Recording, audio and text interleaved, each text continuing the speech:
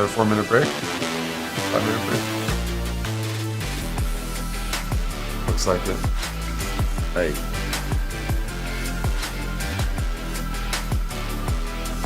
Well, it's showing 5 minutes on the screen, so I guess.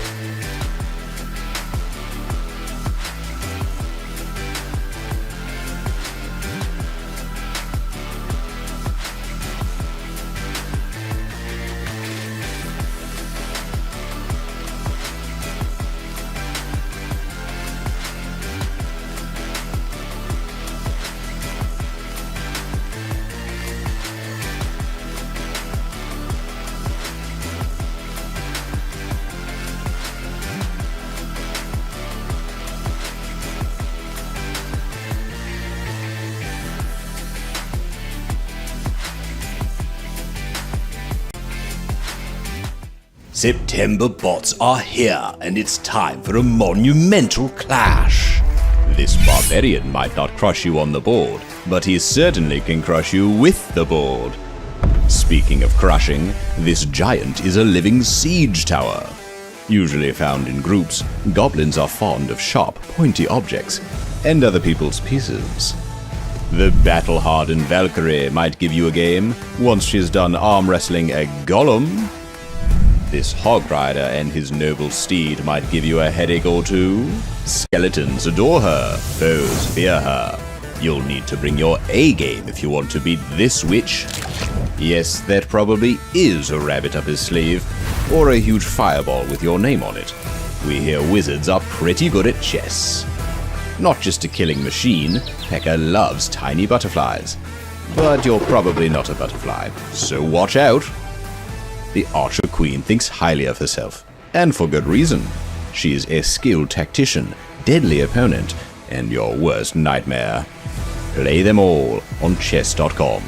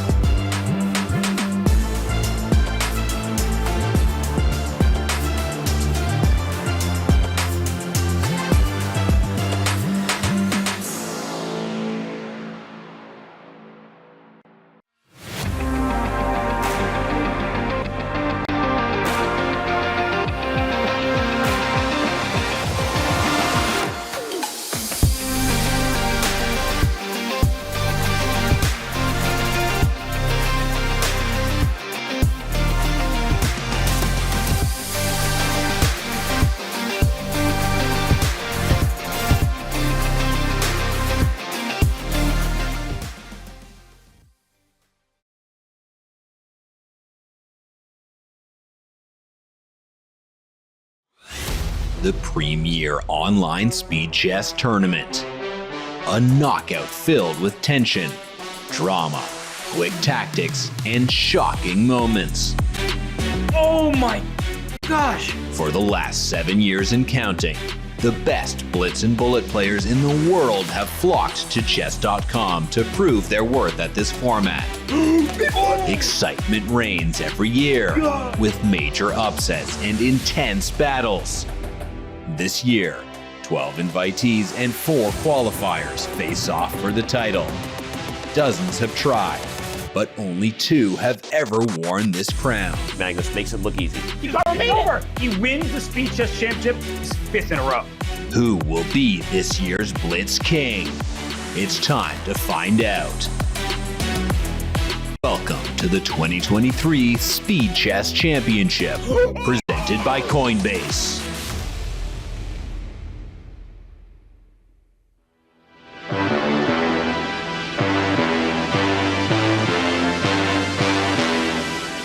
Welcome back to the 2023 Speed Chess Championships presented by Coinbase, and we're going to take a look at Hikaru Nakamura's online chess resume, which is only growing by a year.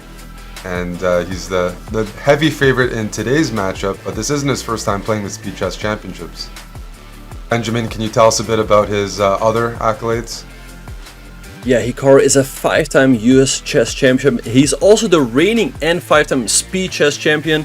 He's also the reigning World Fischer Random champion and the reigning 4-time bullet chess champion. So a very packed resume, Eric. I mean, I think only Magnus has a better one. Yeah, I think we're spoiled these days because the 2 greatest, speed chess players of our generation, maybe in history, Hikaru and Magnus, are competing in a lot of the same events here on Chess.com. And so, yeah, we're spoiled for choice. For sure, yeah. So in this matchup, Hikaru having a 3-point lead. He's doing pretty well. We're now moving into the 3+1 portion. And I'm curious to see how he's going to start up the next game. Is it going to be C3 or C4, Eric? C3. I cheated. I waited a bit there, but looks like he's finishing up his bingo card. Yep. All right, so now he's going into a modern setup with G3 and Bishop G2. He often goes for these setups with D4, and then after E4, or we see Yangyi trading here. This should be a pretty comfortable reversed Caro-Kann or Catalan position, however you want to call it, for black. Given the fact that this Bishop on G2 is not great, as it's just staring at the pawn on D5, which you can always defend with the pawn on C6. Yeah, I mean, black's usually totally fine in these structures. I just want to point out, I mean, Hikaru is streaming on his Kick page, but very few players can do this. And when sometimes people ask me, Benjamin, I'm curious what you think. They're like, Hikaru's doing even better as a streamer. That's not very common. It's not very easy, but I really do think it comes down to he also is more relaxed when he's streaming. And not everyone. Some people streaming is very stressful, but for Hikaru, it actually seems to relax him and support his chess. Would you agree? I think so on one hand. On the other hand, I do feel like he's playing a little bit slower than usual. And perhaps he is messing around a little bit too much in this one with the move E4. And I like what Yangyi is doing with this move C5. So I think, generally speaking, in like Title Tuesdays and whatnot, I think it definitely helps him. But in the SCC, it might be, again, it might be distracting him a little bit, I think. I mean, he is getting, behind on the clock, but he's choosing to play these openings, right? It's some sort of, I don't know, maybe it was a dare or a personal challenge or what it was, but the positions Hikaru's getting is why, that's totally his choice. He's choosing to start with C3 and try to figure out these openings over the board. And I don't think we'll see that in other matches, and I don't think we'll see that, the time trouble in other matches either. Right, so we see Hikaru up a pawn here, but his king is stuck in the center here on E1, and perhaps a move like Bishop C5 now, making sure that white can no longer go kingside castles. However, after Hikaru drops his queen back, how are you going to continue from there? Maybe something like Queen B6. We see knight B4 right away by Yangyi, so what is his idea in case Hikaru drops back now? Maybe Bishop F5, just continue, but yeah. H6 is another idea. I definitely do still like this move, bishop c5, to make sure that white cannot go kingside castle. In case white goes kingside castles, I think all of his problems are solved. But as long as this king remains in the middle, black's definitely got chances here. I like bishop c5. I do. That's that probably was just a lot better than this move that I suggested, because allowing white to castle is a big accomplishment for white here. And bishop c5, it was not totally clear to me how that was going to be achieved. So Hikaru now, he's shaking his head. He's feeling it. Position's a lot easier to play with the king on g1 compared to the king on e1. So I think you're right there, Benjamin, that bishop c5 was more testing. Yeah, bishop e5 by Yangyi. He's attacking the pawn on d5, but he could have also recaptured it right away, as he had bishop c5 followed by queen takes d5 right after. Now Hikaru remains up a pawn after rook 81. So besides getting his king out of the middle, I think Yangyi could have gotten a lot more from this this opening. So let's see. He still has compensation, but I think he could have gotten much more.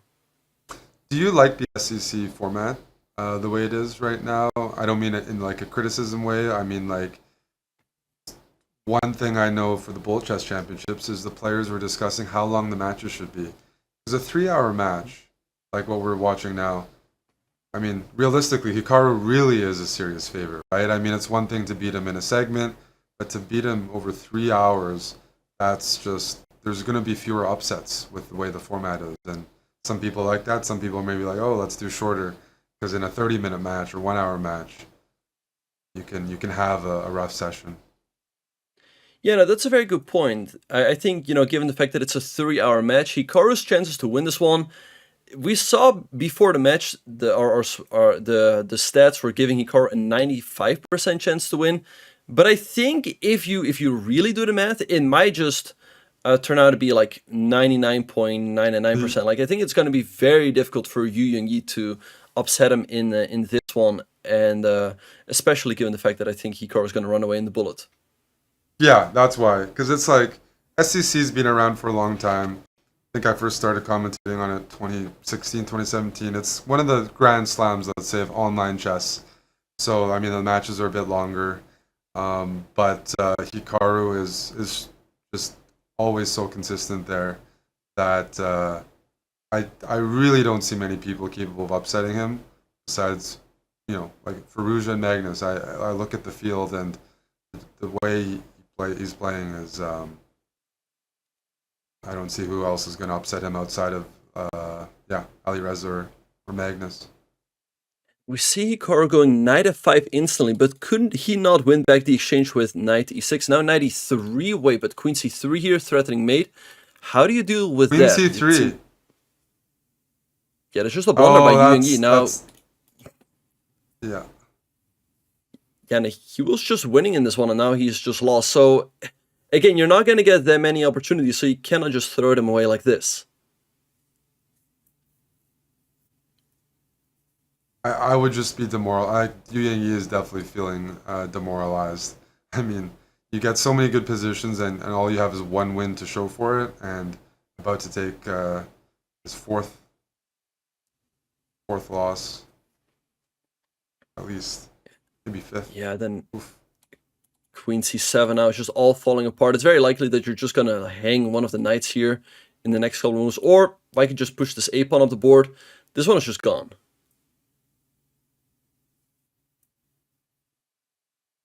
And he's running out of time as well. Now Hikaru's going to go up 4 games here. Let's have a look at that real quick. Perhaps when bishop takes b3 and queen takes d2. This one is over. Nice way to trade everything. Yeah, so right here after knight, so Hikaru, we're already off to the next game, but yeah, Hikaru, he was lost, but Yangyi blundered there with the move 93. We see him switching it up with the Scotch opening, so perhaps he felt like the Spanish for knights was not working out for him? Yeah, I mean, maybe between 3 and 5 minutes you can make a couple adjustments. You do have less time for the openings in the shorter time control, so maybe you can choose something a little sharper and take some risks. I think in the match situation you might as well anyways, but this is a nice change of pace. It's easy to forget your lines as block here and end up in a tough position, so worth a try. Yeah, so we see Hikaru going for queenside castles. Not quite the move, I believe. Now Yangyi could go for c5, attacking the bishop. Black has to take on f1, you take on b6. That looks extremely risky for Black, Eric. You're going to have to play a move like bishop a6. Yeah, bishop a6 and then king b7. And oh yeah, but this is, you're right. Yeah, this is, well, it's paying off so far. I mean, a7 is going to fall no matter what now. And any positive momentum here for... But here's the thing, even though Hikaru's with his back against the wall, he finds these only moves. Like rook e8 apparently was the only move. The idea is that in case white takes on a7, it looks lost, because white's threatening mate, attacking the bishop. But there's still queen b4, followed by queen b7 or queen b5. Maybe he had to go bishop a3 here first. It still looks like a great opening for Yangyi, but it's always impressive and also extremely annoying when you're on the other side, how Hikaru finds these only moves. Yeah, I mean, he's looking for that knockout punch as white here, looking for checkmate, and Hikaru will always like make sure, even if you have a checkmate, you have to find every precise move beforehand in order to get it. And so even here, like if you're playing white, you kind of don't want to trade queens in some ways. You're like, I'd like to like go for a checkmate, but here this is just a matter of conversion. I think white's going to be up material regardless, and can he contain the bishops? Well, now after f6, it seems like Black is doing pretty fine. Like, how do you hang on to the pawn on e5? So that's also what's so demoralizing. Like, it feels like Hikaru's blundered in the opening. You get a position that looks winning. He didn't find it. And here, you might even have to be careful. If Black can take the pawn on e5 and then take the pawn on c7, why would Black not be better with the two bishops? And Hikaru now also up 30 seconds on the clock.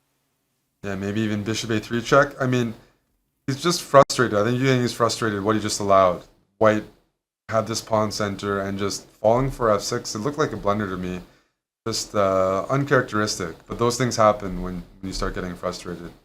Everyone has their breaking point. Yeah, king c2, an odd move. Rook f5, very nice move by Hikaru. He wants to take on c7 and make sure that white does not have that move bishop f4. So I think Yangyi should have played the move bishop f4 on the last turn. Now it feels like Hikaru is just going to pick up this pawn. And I think he will just be better with the two bishops. Yeah, those are two bishops. Those are two very, very good bishops. So I don't know what white can do to try to interrupt that, but... You know what's another typical Hikaru move here? Rook f2. Like, pin the bishop, tangle white up a little bit, and delay taking that pawn on c7. And that's what's so annoying. You play rook h1, and then you're like, oh, what do I actually do after rook f2? Hikaru pauses, and then he finds it. But let's see if he actually will, or if he will just take on c7. I like rook f2. It definitely feels like a Hikaru move. Whatever's a little more unpleasant and causes a few more issues. As white, I want to play knight e4. I want to find some squares to activate with, but after knight e4, I don't even know what the follow-up is for the knight. Everything's kind of covered, which is pretty annoying. Knight e4 is in the spirit of the position a bit to try to like play knight e4, g4, maybe dislodge the rook, play bishop f4. Something before black gets settled in with the two bishops and starts taking away everything. And bishop c3, nice move by Yangyi. And actually, how do you deal with the attack on rook? If you go rook g8, there's knight f6, and the rook is trapped. Wait, did Hikaru just blunder here? Maybe you can actually take an e4 and go rook f2. That might still work out. And but let's see if you will find it. If you don't find it, you're just going down the exchange. And that could be another thing, which is pretty demoralizing, where you feel like your opponent blunders and then they're still completely fine. I don't see the refutation here. There probably is one, but I just don't see it right now. Like, if you take on e4, I take the rook. Rook f2 check, rook d2. Bishop d3 check, king d1. Yeah, actually that still looks fine, as there's always bishop c3 to block. So I wonder what exactly... He goes rook c5, that one looks off. Maybe now bishop c3, and then bishop d7. Just don't play king d2, right? Then bishop h6 check is going to hurt. Yeah, he went king b2, bishop d3. Okay, now you have to cover rook c2, so I guess... Hikaru's slippery. I mean, he's going to go like rook h5, rook g5, or make some holes here. Rook f5, nice move. He's aiming to slide into f2, but in case of rook d2, there's bishop h6. So I guess you just make a move like, I don't know, a4, and meet rook d2 with rook d2. Yeah, I mean, Yu Yangyi's done a good job in most games of like staying up on the clock. Just like at some point during crunch time, you can't keep up the same pace. That's the other thing about Hikaru is like he plays fast and he just never blunders. And other people, if they play that fast, we just do blunder at some point. It's very hard to manage and maneuver these end games the way Hikaru does. I don't know, Rook. He gave back the material. I actually like that, Benjamin. It's maybe not the computer choice, but it takes away a lot of the risk. Because there's even a risk that Hikaru would have won that position. Now there's absolutely no chance Black should win, just down a full pawn, and it's a protected pawn on the A file. So I think this was a good practical choice by Yu Yangyi. Yeah, and I think a good decision for sure. He goes Rook F7, King B6. Maybe just straight push the A pawn up the board. I think the only way Hikaru could ever win this one is on time or by a massive blunder by Yu Yangyi. But you made a very good point earlier. Like, Hikaru is very good at moving quickly in these time scrambles. Wait, isn't that just another pawn take? And there is just bishop d2 as there's no way to attack the bishop. Yep, that's a blunder. That's a blunder. Bishop d2. Then you're preparing king d3 or whatnot, and this has to be a win. No matter what, Yu Yangyi has to win this position. Yeah, anything but a win is an absolute failure. Yeah, two very clean pawns. Here he goes a4, just king d3. Okay, but rook h5. But yeah, Hikaru, what he always does when his opponent is already thinking, he's anticipating the next move. Rook g5, by the way, ends the game here because you win another pawn. King c4 also good. That's very g4 nice. Maybe. That's very nice. I like this rook g5. He's being annoying though. If you take there's rook c1, it's not over. Rook e6, king d7, rook e4. Rook e4, king c6. King d. I know then. It's not over yet. Like, it's annoying. Just like he's a pest. He's a pest. But I mean, white doesn't need to. They just need to hold. Check and king d5. Yeah, and that's the thing. He pre-moves king d5 to put more pressure. You know. Okay. Bishop e5 and he's completely back. Yeah, no, he's. Oh my goodness, Benjamin. How does this happen? happen? How is he doing this? Now he's winning a4. And now the rook. And now he's going to go rook g4, pick up the pawn, and play for a win on time. Oh, man. No, that's... Yeah, we've all been here. The guy down two pawns is the one. He's going to go bishop g7. Win. Bishop g7, and he keeps the game going. And now he's going to play for 50 moves. Yeah, this is the Hikaru. Okay, he goes rook e6. It's actually shocking that he just trades off the rooks. Like, this was completely winning for white. Yeah, it's completely. I mean, you found the move, rook g5, but we've been there. But this is like you know early on in the day if you have what it takes to beat Hikaru on a given day. Like when you start messing those up, the doubt that creeps in. It's very hard to overcome. I mean, you has to be thinking like, how is he gonna like? He's just thinking like I'm dead here. Like if I can't win these positions, like what am I doing? It is so frustrating. Yeah, no, it really is. Like, you've done all the work, you've got a good position, you've got a winning position, you only have to put it away, and that's when he refuses to make that final mistake that allows you to force. Although it was there with rook g5, but yeah, he keeps being he keeps hanging on.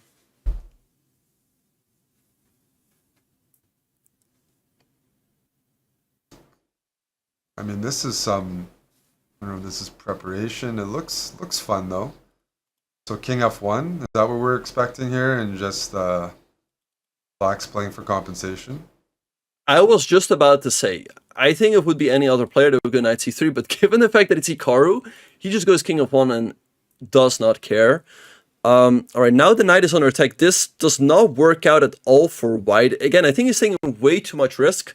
So can Yu Yangyi put him away? I mean, the thing is, Eric, although it's already a 4-point lead, I was gonna say it's a 3-point lead, but it's already 4-point. That's a lot. I mean, Hikaru, like, he plays. They have the bullet brawls now. It doesn't matter the time control. He's like at the very top. So yeah, you're looking at the lead. It's 4 points, and projected, it's going to go up in the bullet portion. Now, unless there's intel we're missing, and Yu Yangyi's like a bullet monster.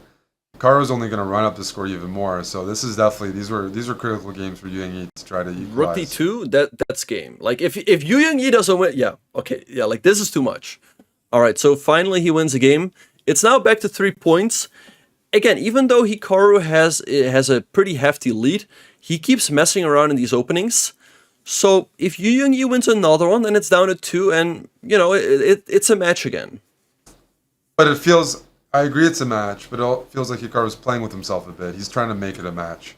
He's seeing how overboard he can go with some of these opening choices and positions that he's getting. Because that last game, I mean, that felt a bit unnecessary. Felt a little risky what he was doing, as you mentioned, King F1. Yeah, like he knows, like, okay, I can go knight c3 and make a draw, but I don't want to make a draw, so then he messes around. He goes knight c8. He is provoking Yangyi. He's asking for something like queen g5, queen h5, knight g5 to happen. And White's got a very clear strategical edge here. It's going to be very difficult for Black to create any counterplay on the queen side, and in the meantime, Black can start piling up on the king side. So let's see how Yangyi will do it here. Would you push the h-pawn? Like you said, White has a strategic advantage. What does that mean in the context of actual moves here? Like, is it just building up play on the king side, or? Yeah, I think just building up play on the king side, as Black usually plays on the queen side, but for now that seems impossible. He goes h6. I think Yangyi at some point maybe can go for stuff like g4, g5. Knight e8, nice remaneuver by Hikaru. That being said, even though White's better, it's difficult to break through. These Caro-Kann positions are pretty solid. And Hikaru's playing this Caro-Kann with this early a5 as opposed to a6. Is that like a more modern approach? Because it does permanently weaken this b5 move, which I'm not as familiar with. It's not an idea I'm familiar with either. Yeah, I think White is just better. But Hikaru is going to be resilient here. I mean, White's going to build up an attack with like rook ae1, rook e3, knight e5. I think most players here would really struggle against Yangyi, who, don't forget, is a very strong grandmaster, but Hikaru seems to be fine with it. And hey, Eric, what about the move g4 here, followed by g5? I like it. That's the most direct way to try to checkmate your opponent.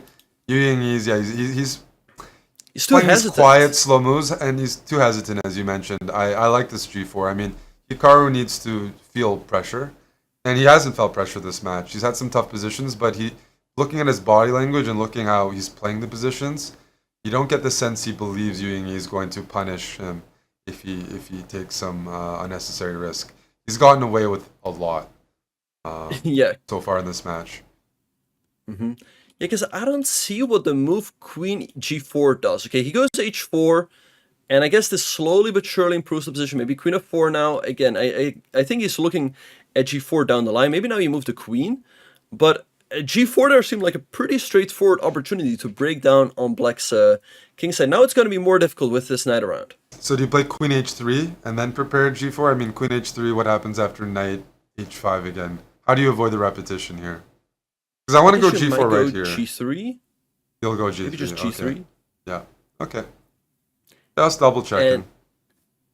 And the thing is, again, Black is not doing anything. b5 is impossible for the moment. So we see Hikaru going queen c7, perhaps aiming to go queen f4 and queen g4 to trade those queens off. So, like, do we go g4 anyways, and after queen f4 play knight h2, or do we have to prepare it more? Because we've kind of been criticizing Yangyi a bit for being hesitant, but Hikaru's making sure that whatever it is, it's still not an easy choice. Yeah, so he traded the knights. This looks fine to me. I guess the rook can always drop back here. It's going to be difficult to get g4, and it's not going to come with the same effect, I feel. So Yangyi is still better. Hikaru also doesn't have a plan for the moment. I mean, the b5 break is firmly restricted. So let's see. But he will find a way. He will find a way to do something. Yeah. g4 is tempting here. Oh. Bishop, you play bishop b5, you go g4, g5. You know you have a good position as White, which is what's frustrating here. Because as a result, like, Black is playing provocatively in the sense Black has no active plan here whatsoever. But that also puts pressure on Yangyi to try to look for a breakthrough because he knows he's better, and he's putting pressure on himself to try to, like, turn that into a tangible advantage. But what's the breakthrough going to be? Is it going to be c4? Is it going to be g4? Those are the main breaks. And there he goes g4. There we go. All right, so let's see. But now Hikaru could just go g6 and go king g7, and he finds it right away. So here's the thing. Hikaru didn't really have a plan, but I feel like this move g4 could easily backfire, and it could give Hikaru a counterplay. If the king side opens up, now he goes bishop e5.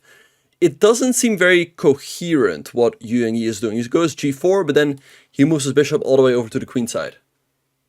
Yeah, I don't think he's sure himself what he's going for in this position. But one of the ideas might be with bishop e5 is to take on d7 and put a queen on f6. I don't know long term how useful that is to go queen f6 check. And then, yeah, play this 2 rooks and queen position. Like, feels like black is okay though. Like, the queen is on f6, but black's going to play rook h5. They can trade the queens. Yeah, every trade gets black a little closer to a comfortable endgame. So, I mean, that being said, frustrating. Yeah. You want to go If rook white h1? gets the time to go rook h1, trade up the rooks, then move the other rook to the h file, then it's going to be annoying for black. So I like this move rook h1 a lot. You trade, then after you go rook e3 to h3, and your queen can go to e5, can go to h4, and that will be very difficult for black to deal with. So let's see how Hikaru will try to manage. He's up 30 seconds on the clock. Let's see if he can put that to work. Whereas is black planning on putting their queen on g7, you think? Because, yeah, Yangyi's going with the plan you mentioned. You want to go, what, rook h3? h3. Then you're threatening queen f6. Okay, rook here is to stop queen d8 check after queen f6, queen g7. But probably queen f6, queen g7, queen e7 anyways, Benjamin, just to force the pieces to worse squares. Okay, I guess those... That looks very good. Or just go pawn grabbing on the queen. So queen e5, queen g7. Okay, you have to keep the queens on. He's making it difficult. Queen f4.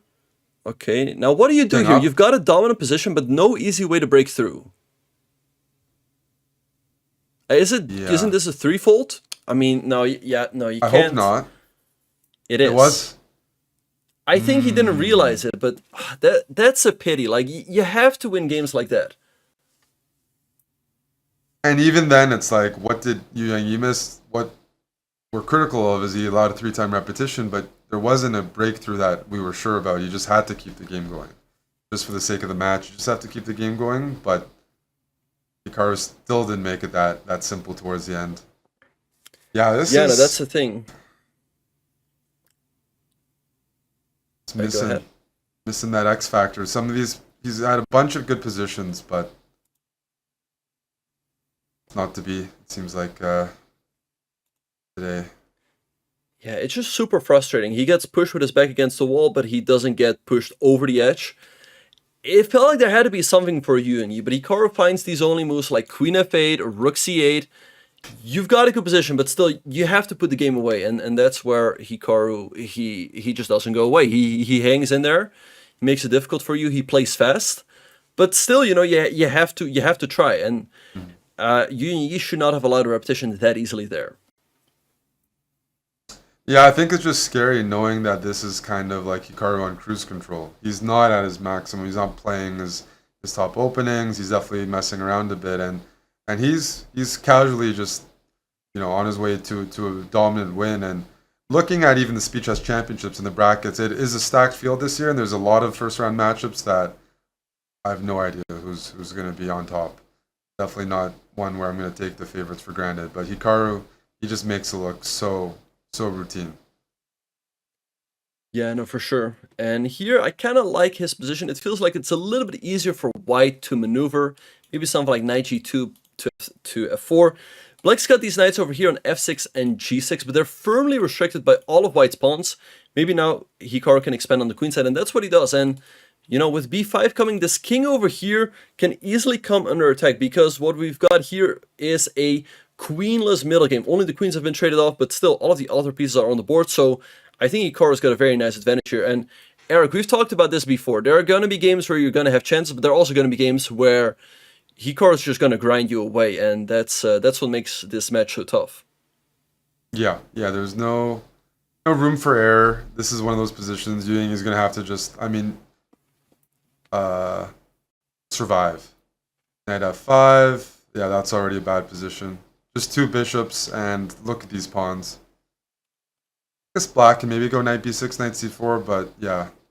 When Hikaru gets a good position, he does not let you go.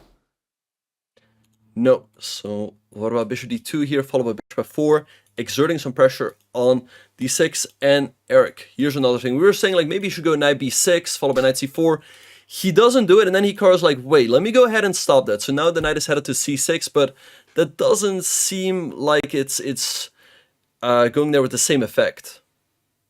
No, the way the pawns are, these knights are very restricted. You know, sometimes knights, if they could get on some of these central squares, but the way white's pawns are structured, there's nothing for Yangyi here. This is close to strategically lost, and you know, we're 60 minutes of 3+1, and things are not getting any easier for Yangyi. You know. Yeah, so great game so far by Hikaru. He goes g4, fully putting that bishop pair to work. I mean, this knight doesn't have any good squares. This knight doesn't either. Rook h8 by Yangyi to maintain the pawn on h5. But maybe now just rook e1 or king g3. I like that one as well, defending the pawn on h4. And yeah, we're really seeing a masterclass here, Eric, as to how you should convert with the bishop pair. Yeah. Every single move, a little bit of progress, or there's a little bit more potential in the position. Now preparing f5. And just Hikaru's chess, I mean, very consistent. You know, he plays these positions. There's just no blunders. There's no, even if white doesn't play the top moves, Hikaru always has a style where no matter what, he's playing one of the best moves in the position and gives himself some room to even make mistakes.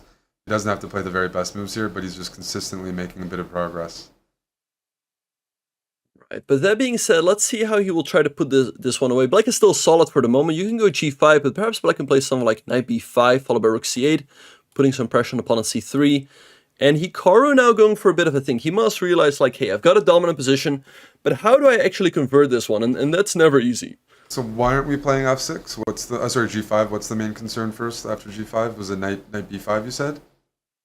Yeah, maybe knight b5 followed by rook c8. I don't know, although actually f6. that could allow f6. That's what I thought. Yeah. So then. Yeah.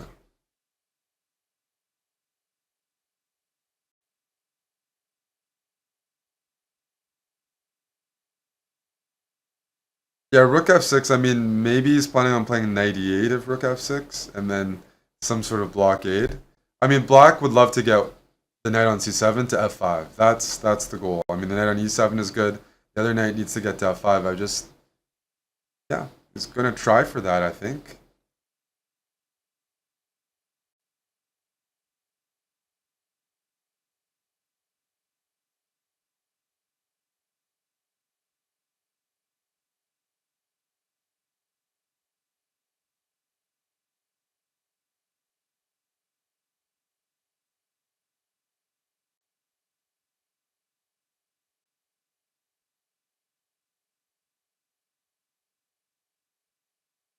Yeah, over here, I mean, I think Hikaru is going to spend as much time as possible maneuvering, waiting for the players to get down to 10, 15 seconds, and then maybe b5. Waiting for Yangyi to get down on the clock, then we might see this b5 breakthrough. We've lost Bach a little bit for audio, but I'm still with you guys, and you're just watching here in the 3-1 portion.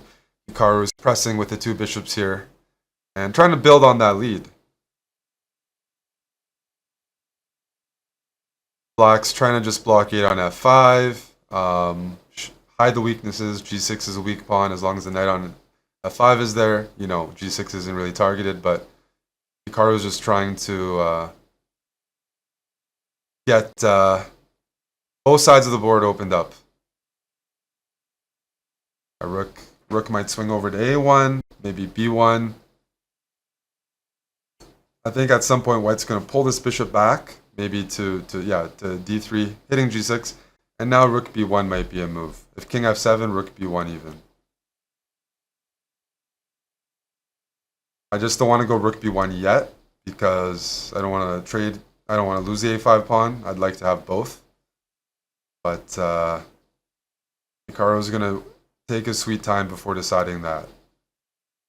Now knight c6. Is knight c6 a move? Okay, a5 is being hit. King d7. Okay, Hikaru puts the king on, black puts the king on f7. Yeah, but now maybe White's king goes to f4. I think that looks good for Hikaru. The king's going to get to f4. Maybe bishop c5. King f4, rook e1. This is a bit unpleasant. Check. And now g6. G6 maybe? g6 here? Yes. Rook e6 is coming. Rook e6 regardless. And Hikaru. Knight d8. There's rook d6. Okay, king up. Yeah, king f4, king g5. This is... Hikaru's just grinding him down here. Pawn up endgame, and the knight is out of play. You're going to probably play bishop d6, bishop e5 check. Force the king to go somewhere passive. And now the knight is actually trapped after bishop e5. I think Yangyi is just going to resign there. I mean, this is just the Hikaru masterclass. I've lost my partner. That's okay. I'm used to it. Let me... Hikaru, though, wraps up the 3-1 portion with the win there.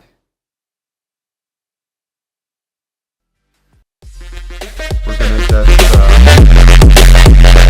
Yep, so Hikaru wins the 3-1 portion by the score of 3-2. So now he's taking a 4-point lead.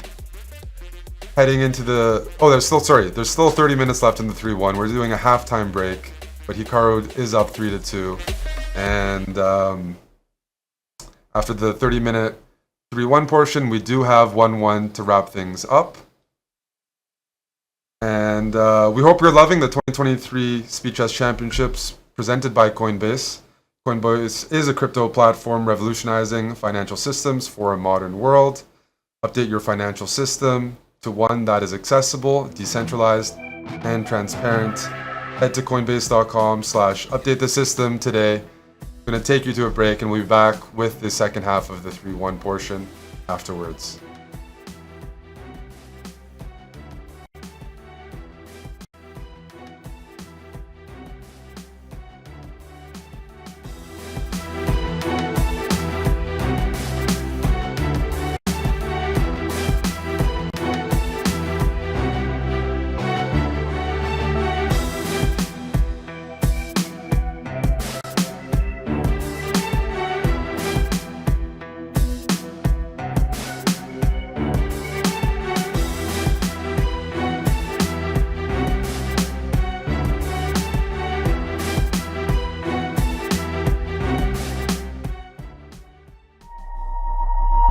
Chess.com's game review recently got a major update. Here are 4 key notes. At the end of each game review, you will now see a summary of the game from your coach, your performance rating for that game, and a quick grade for you and your opponent in the opening, middle game, and end game. We've added a new classification called miss for when a move fails to take advantage of an opportunity, but it is otherwise a sound move. We've also changed the definition of blunder. Now a move will only be considered a blunder if it loses material or allows a checkmate. Coach will now draw arrows and highlight squares when you hover over or click on the highlighted words in the move explanations. This should make move explanations easier to follow. Finally, Coach's explanations will now reference specific pieces and threats in explanations, making move explanations much more intuitive. The new game review experience is available on Chess.com right now.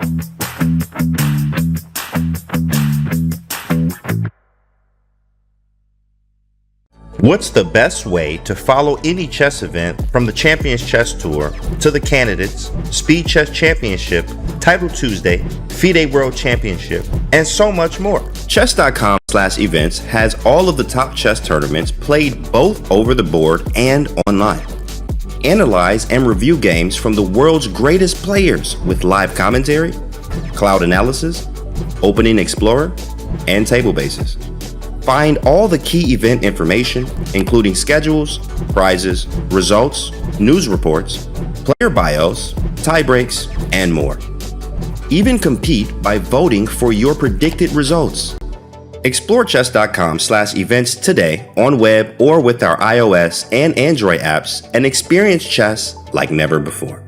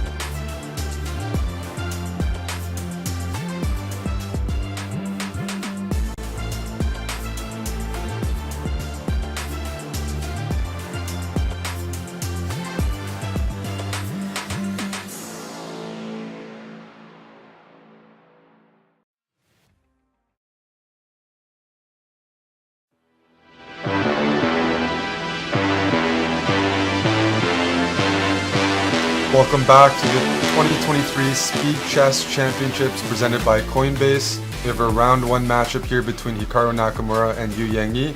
And let's take a look at Yangyi's chess profile a bit and discuss some of his accomplishments. Right, so Yangyi, he qualified through the first qualifier. He's also a 2014 Chess Olympiad gold medalist. I remember China winning the Olympiad that year, and he was definitely one of the top scorers of the team. And he's also a three-time Chinese chess champion, so a very good resume, Eric. Yeah, I mean, Yangyi's been an elite GM for a long time, just overshadowed a bit by Ding Liren, who has won a few more Chinese chess championships and is a bit high rated, and now the current reigning world champion. But for 2014, I remember that Olympiad, that was historic for China, and he was one of the anchors for the team. So yeah, just perennial, usually board 2 for China, and just goes under the radar a little bit, I'd say, Benjamin. Like, some of these players, they don't play that often, especially some of the players from China. Like, you don't see them as active as some of the European players on the circuit, maybe because of travel or the games aren't broadcast, but he's been a force for a long time. Yeah, no, for sure. Yeah, he's been over 2,700 for a very long time, like I think 2014, 2015. But he hasn't really managed to get to the next level. But yeah, let's see how he will do in this matchup against Hikaru. Right now, he's down 4 points, but we still have half of the portion left in the 3+1 time control. And Eric, the bar, for whatever reason, is through the roof, but I think that's a mistake. Is it? I'm trying to figure out if there is a move here. Is it I think sort of... this is the eval bar from the last game. It hasn't updated yet for whatever reason. Oh, okay. Yeah, that would be very good news for Yangyi if he was completely winning in 10 moves, like the bar suggests. Mm-hmm. But for the sake of the match, I'm hoping he gets something in the second half of the 3-1 portion. I mean, he's definitely had his positions, especially with white. Mm-hmm, for sure. All right, so he just castles here, is playing for compensation. Rook d8 by Hikaru. I guess a move like Queen a5 looks pretty tempting now. Attacking the bishop, bishop b7, maybe. Although if you take here, there's bishop c6, and black threatens to trap your queen with rook to a8. So what do you do here, Eric? Do you just develop with knight c3 and play for compensation? Yeah, I think you develop, you try to get some pressure on the e-file. Maybe you go rook d1 here and play against the c5 pawn. But yeah, I don't really play the Scotch, but I know it's usually in the very early opening stage. You can kind of overwhelm black sometimes with piece activity.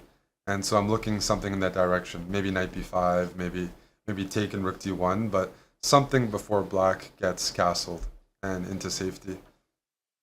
All right, so Yangyi trades on d8. I like his position here. He can now take on a7. Maybe Hikaru just goes king c8, but definitely not easy here for Hikaru to find a safe place for his king. And I think for Hikaru, it really depends whether he can get that bishop into the game with bishop g7 and bishop to d4. I mean, this position, Hikaru, he gave up the a7 pawn, but material's still even. Black has this protected passed pawn on e4, so it kind of depends what you value more. Do you value black's like pawn on e4, or do you value white's pawn structure? Because black does have these double c pawns that are going to be a problem to defend. So very double-edged here. Queen But f6 this should be very suitable for Yangyi. Yeah, especially given the fact that he's down on the match. Queen f6 attacking the knight on c3, maybe just bishop b2. Let's see where Hikaru is going to go now. Actually, yeah, where do you go? Like, there's all these sorts of discoveries with knight d5, knight b5. It doesn't look good for Hikaru. He goes rook g8. Yeah, that's the problem with this queen f6 move. You attack the knight, but then you put all your pieces on the same diagonal. So, yeah, after rook g8, are you going to go knight a4? Go for some double attack? Because then queen c6 is probably the response. And you don't really want to trade queens. What about this, Eric? What about a4 followed by a5? And where's the knight go? If you go to d7, we can perhaps just take, and there he goes. Like, where is this knight go? Maybe you have to go back to a8. Yeah, do you go knight a8 and try to trade the queens with queen a6 or something? I don't know, but white's going for that, I think that king. This is for sure. This is crunch time for Hikaru. What do you do against this a5 move? I mean, you could just say, yeah, like a5 is played, then knight a8 or knight d7. Is knight d7 playable? No, rook takes d7 is the idea always, I guess. Right, so you're gonna have to perhaps move your queen over to the queen side with something like queen c6. He goes g5, going all out on the king side after Holy a5. smokes. Can you... I guess think you he's still have to planning move on the taking knight, on right? f4. I think Really? he's But after planning on AB? taking on... Yeah, then f3 or something. I don't know. That could just be wrong, of course. But Hikaru played g5. I'm sure he saw a5. That's White's most logical move. I mean, what do you do here? Like, knight a8? Almost feels like he was planning on taking on f4, but maybe that's wrong. Yeah, let's see if he actually... Well, I wonder if, let's say after pawn takes f4, takes on b6, f3, can White even go pawn takes c7? There's rook takes g2 with a check, but although you don't have a good square for the king, my idea was that in case you take with the king, there's knight d5 check, or actually also knight b5. But I guess black's counterplay is coming a little bit too fast, so maybe we do have to play bishop f1. G takes f4, bishop f1? Just to be super safe? Like bishop f1 so right here or afterwards? Oh! He goes a6. I was sure he's going to take. So, wait, but now let's say you go bishop c6. How do we continue our attack? He's going to go knight b5. Knight b5, but queen, maybe f7 or e7. He goes bishop a8, and the evil bar goes through the roof. Wait. There's gotta be... Takes, and bishop e5. No, that's game over. Takes on c6 and bishop e5. That's game over. Yep. Because you can't... That's right. Yeah, you can defend. He's looking at... Bishop e5 right away. That's a little bit sloppy. I think this would have finished off the game right away. Taking was with check. Yeah. Now you can still go knight d7, but White takes over here, but there's no immediate threat. Hikaru down his last 6 seconds. What is he going to come up? Knight d7 played. Okay, take the bishop. You take with the bishop and then prepare like... Okay. Knight b6. He's worried about this f3 move, you know. You think he's definitely like double checking this f3? Okay, but knight b6 is game. If you take with the knight, it's made. If you take with the queen, you lose the queen, and you're still getting checkmated. And it feels like it's only a check. So knight b6, and Hikaru loses on time. Great game by Yangyi. Like, he needs to play more like these. I think this is really how he needs to play. Like, he just played attacking chess, not hesitant, and went right after Hikaru. He's equalized in the 3-1 segment, so definitely now's the time to strike. That game, I mean, yeah, Hikaru's positions haven't been great today, and he's definitely gotten away with some stuff, so seeing Yangyi punish him one of the few times, it's definitely going to make the match more competitive if he can continue that. Right, so here... But that was also a case of Hikaru playing very provocatively, right? Against in the Scotch. But it was a good energy. Definitely the right way to play as White.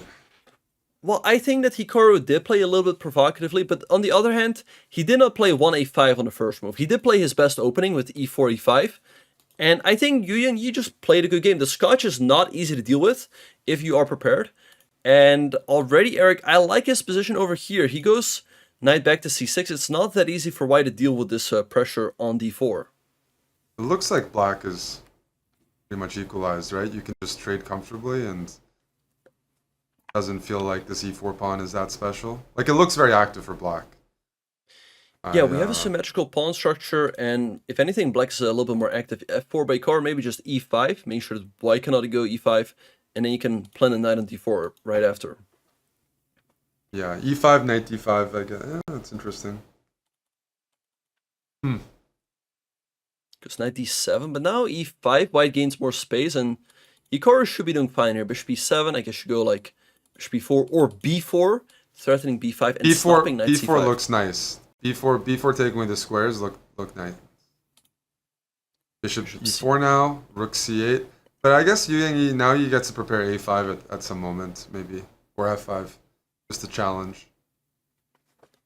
And this again is another typical Hikaru position. Like, the queens are off, but a lot of pieces still on the board. And he's got more space. I think he's exceptionally dangerous here. Yeah, this is these positions that look like innocent. This is like where He just has a small advantage that he's very good at pushing. Yeah, King G2, Rook nice move. D1. Rook C1. Yeah. And Yangyi's pieces lack good squares. Like, some of them are still active, but for example, this knight on D7 doesn't really have a future. This bishop, like, they're all stepping on each other's toes. And E6 is a clear target, and I can also go to C6. And I think here's the thing, Eric. Hikaru lost that game, and maybe now he's taking it a little bit more serious. Yeah. Yeah, you want to stop any momentum, stop your opponent from getting very confident. And Hikaru's very good at recovering from losses. Usually after a loss, he doesn't tilt, and it doesn't look like it here. I mean, this looks like just comfortable, controlled, and he's just gonna slow down the pace. Knight c6, as you mentioned, that might be a nice idea here, but for the context of the match, like for future games, this is definitely not the kind of position Yangyi wants to be in. Like a slow maneuvering game, here where Hikaru can kind of dictate the pace. I think the pressure's too much. Yeah, bishop b7, also a nice move by Hikaru. I also like the knight b5 jump, attacking this pawn over here and aiming to hop into d6. Is that the plan here? Rook c7, knight b5? Or he just Okay. repeats, but now black can improve. But what about knight b5 here? So you can go knight b5. You can go knight b5. That's the breakthrough. I think even if all of the rooks trade off, these pawns over here are so weak that you're probably just going to drop one of them, and then it's probably just completely lost. This just looks losing. Bishop b5, take on c7, take on b5, just everything falls. You take, and how do you defend the a pawn? I mean, I guess you go a5, go but a5? it feels like the pawn is sooner or later going to drop, like knight d6 to c4, and there Hikaru goes. You can't even go to e7, because then there's knight c8, so you're going to have to make a move like king Oh yeah, you g7. can't. Okay, you can't go to e7 because if you go like king g7, you can go king g7 here, right? Then I guess knight c4 takes knight d7, bishop. This is bad. Yeah, bishop d2, attacking the pawn. But okay, black can take now. He goes bishop f2. All right, take, and knight c4, and I don't see how you hang on to the pawn. In case a4, there's always going to be bishop c6. Bishop c6 just... You have this knight on f8 and knight on g6, and you don't want to have two knights to stumble over each other. They're competing for the same square, which is pretty unpleasant. So what do you do if you're Yangyi, Eric? Do you resign? I mean, the position is quite bad. At least you save yourself some time on the clock and you just start the next game. I think at some point, I don't think he will. I don't think that's his style, or he's trying to game, optimize the match that much. I don't think most players have that. But there's definitely an argument to be made. Yeah, it does feel a little bit early, especially since, the lead is... Yeah, I think it's a little bit early. You don't want to resign if you feel like there's still some chances. Even though, objectively, I think this is just lost. Hikaru is going to push this pawn up. His king can infiltrate via h4 to g5. So I think this one is pretty much gone at this point. Yeah, king's coming to g5. I guess what's Yangyi hoping for? You just go knight a6 and just wait for black. I mean, I don't know. I don't know what he's actually playing on for, to be honest. Bishop d6, nice move by Hikaru. If the knight would have gone to a6, he could have never moved back. And now I think Hikaru is just going to move his king over to d3. King e2, or that. Wait, this ends the game right away. a7, and now king e2. d8, king e2, king d3, and it's a zugzwang. If you move the king, there's e6. Very nice. So another model game, Eric, with from Hikaru. Just a little bit more space. He's got the bishop pair. We saw him doing that as well in the Petrov. But here he wins a nice game and opens up a 4-point lead again. Yeah, those are the positions he's very comfortable in. Those slow maneuvering, low risk positions. That was not fun for Yangyi. I think he's going to have to definitely start considering a change of openings for certain positions, or as you mentioned, just looking at the situation and maybe even resigning those, because time is going to be a factor pretty soon.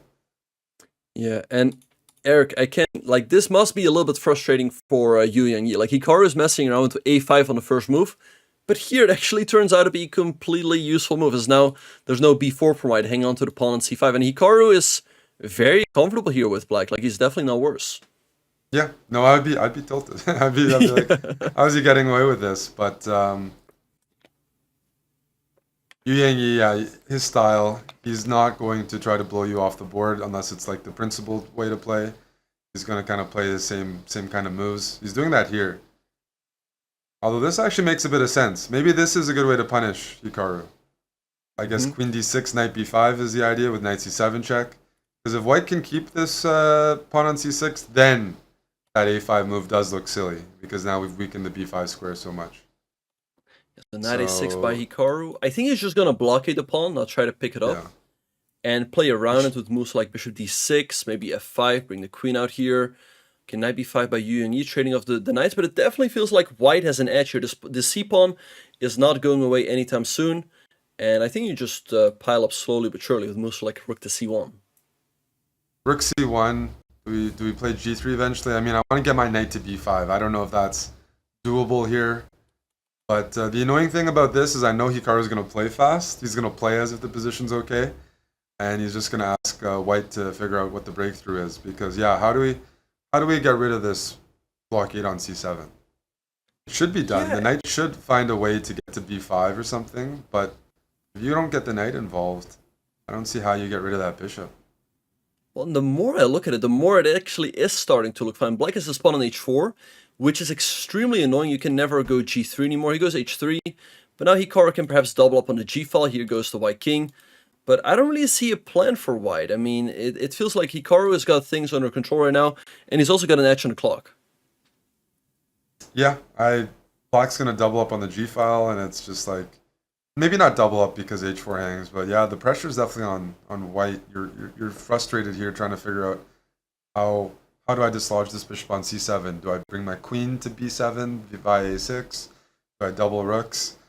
But you know, sometimes you really expect the position to play itself, but Hikaru just never lets that, you know, be the case. Yeah, he goes rook g6. He would love to go rook g8, but for now that's going to hang the pawn on h4, so it'll be interesting to see how he's going to improve the position. And the tough thing for you, Yangyi, is that I think right now there is no meaningful plan for white, so what you just have to do is move quickly and keep time on the clock. If you're also going to fall too far behind here, at some point Hikaru is going to come up with a plan, and you will not have the time to deal with it. So let's see how you and you will maneuver here. Uh-oh. 91. Okay. Everything's defended. Alright, yeah, it does allow queen h2, but even queen h1 is still fine for white. Hikaru asking some tough questions here. Maybe something like rook g3, attacking the rook. He goes queen e6 back, okay. Like, white's going to get chances from... based on if Hikaru tries to play for a win, then white's going to get chances too. So I think for you, Yangyi, almost letting black push like this, while it's like super risky, I mean, it feels like, you know, but at the same time, it's going to open up the position, because without black pushing for a win here, you know, it wasn't entirely clear what white was going to do. But now we know what we're doing as white. We're making sure those pawns are stopped in the middle. I like what Hikaru is doing. You definitely don't want to take an e5, as then the c6 pawn is going to drop. So maybe you're going to have to move the rook back, as black is threatening a fork with e4. Black gets the move e4 in and is certainly better, but for now, I mean, white doesn't have an active plan anymore, so he's just going to have to sit. This is pretty unpleasant the more I look at it. Yeah. Like, before... we've made no progress as white. Yeah, white has made no progress, and the pawns are dominating. This is also pretty discouraging. I mean, you feel like you have a better position, but Hikaru just effortlessly outplayed him. Yeah, that blockade just permanently, just permanent blockade.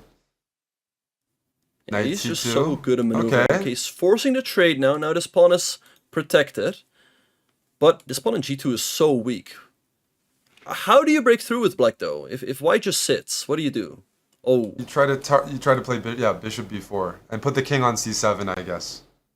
King on c7. Yeah, he's. And then you put your rook on g3. And then maybe at the right moment you take on e1 and on f3.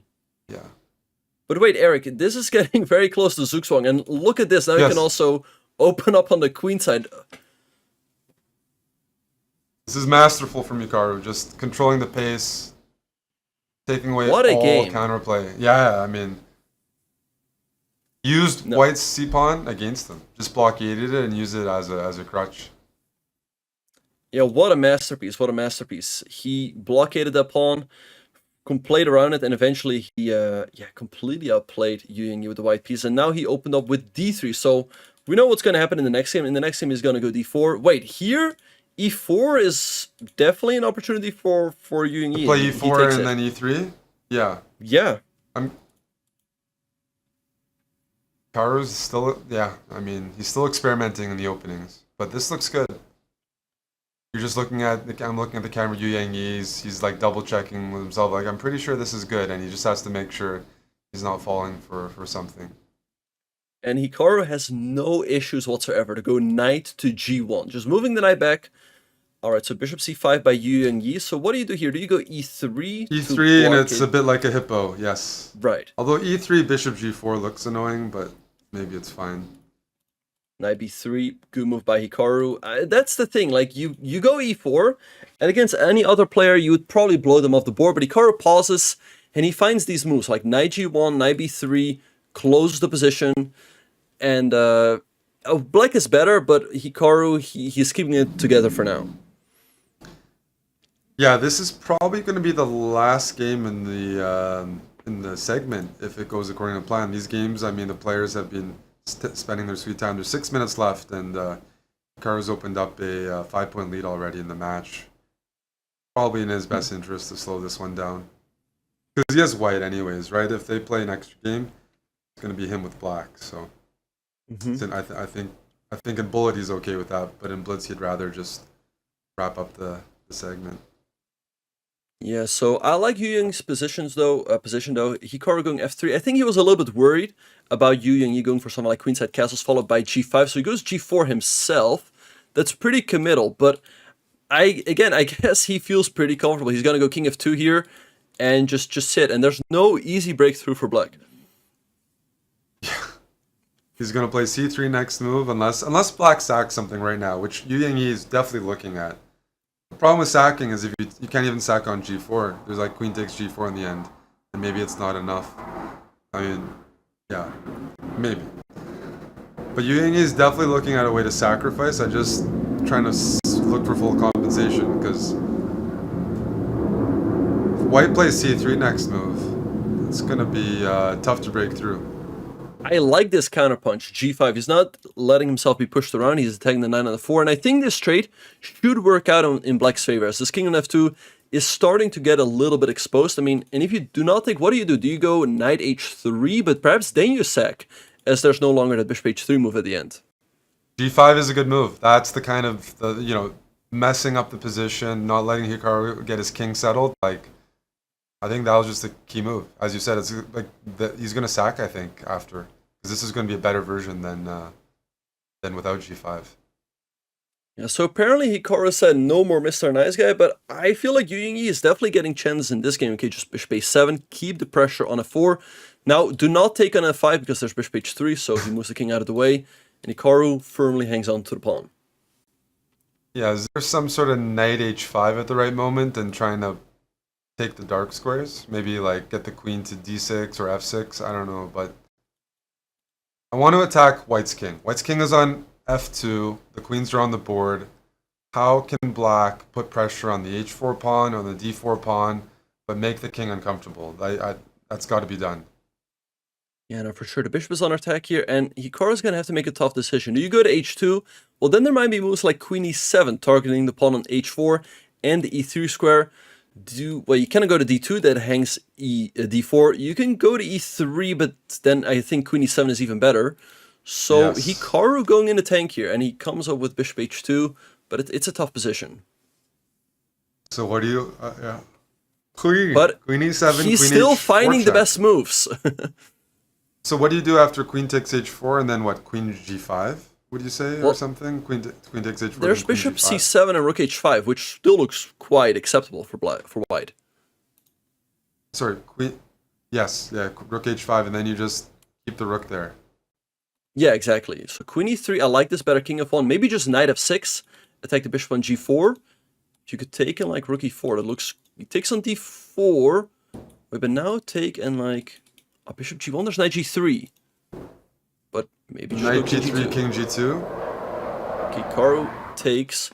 This is so annoying. You feel like you're winning, but you're not. Like, you have to go queen e2 here. Takes knight g3 to keep an edge in the endgame. That's all you get. Oh yeah, queen e2, knight g3. Yeah. Because after knight g3, king g2, you actually lose. Because the knight's under attack, your queen as well. So, but queen e2 is pretty findable. Because you might see knight g3, king g2, queen e2. Then there's king takes g3. But you can revert the move order. Yeah, I'm sure he thinks there's probably more, and he's trying to look for that checkmate. He probably thinks like, oh, I just don't see it. Queen e2 is an easy move to find, but psychologically, kind of disappointed.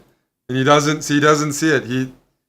You're No, not but now looking it's to just bail gone. out. Queen takes d4, check, Can you king just- h3, Can you just take and the there's bishop nothing. here? Can we just do?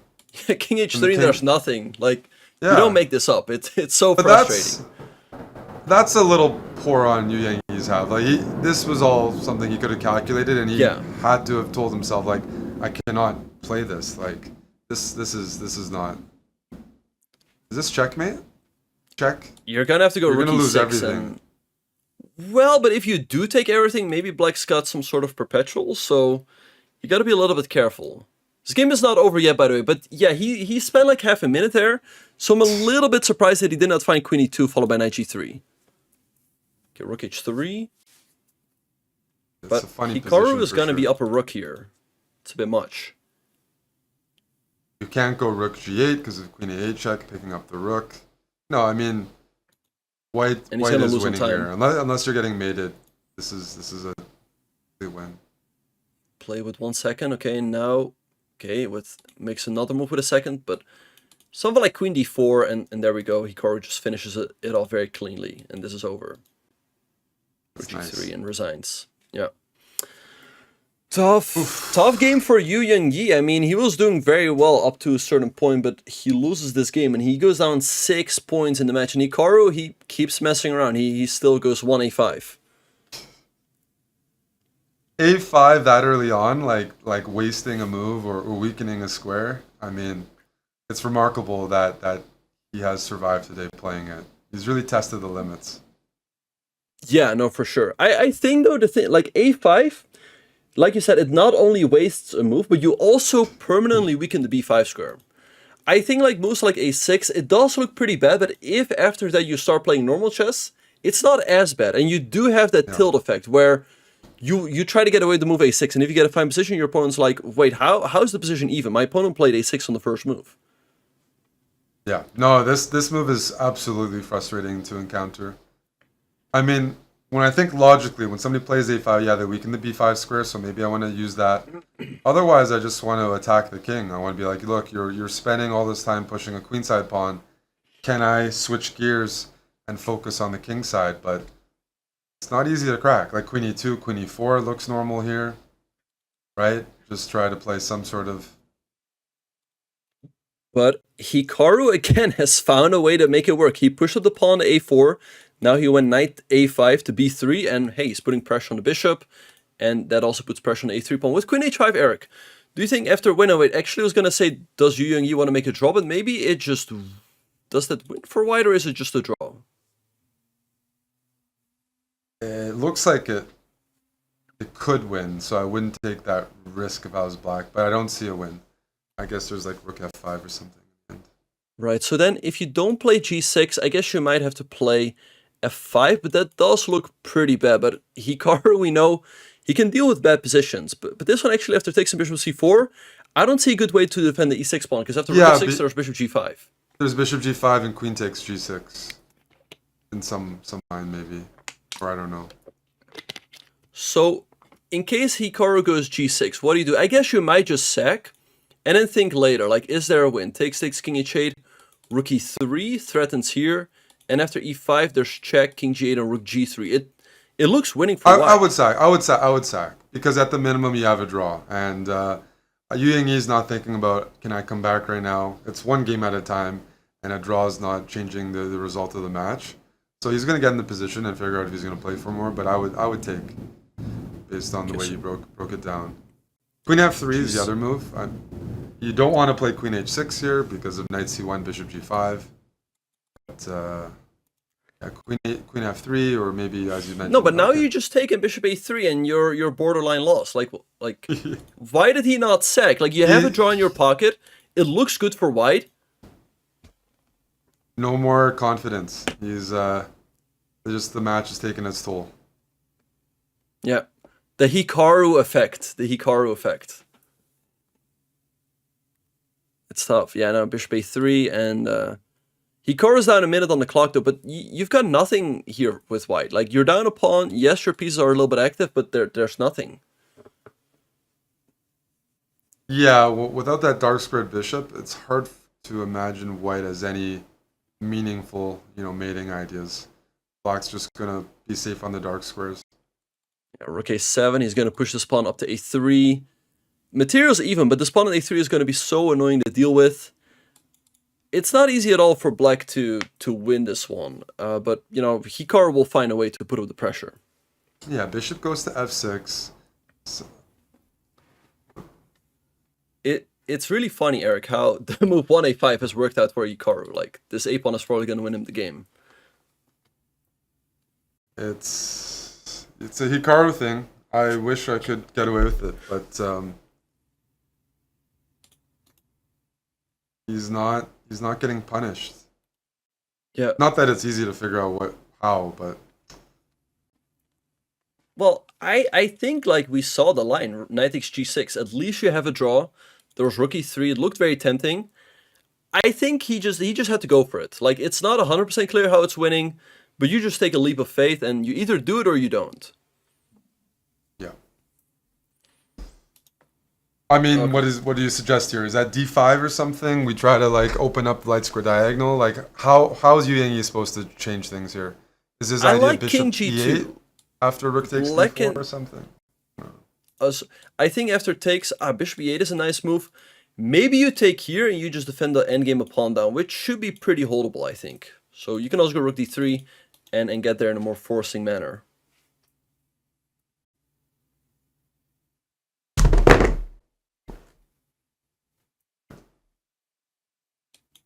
Alright, so rook d3 here, and I think we're going down there. I think black eventually is going to have to take here. We trade this pair of rooks, we trade the other pair.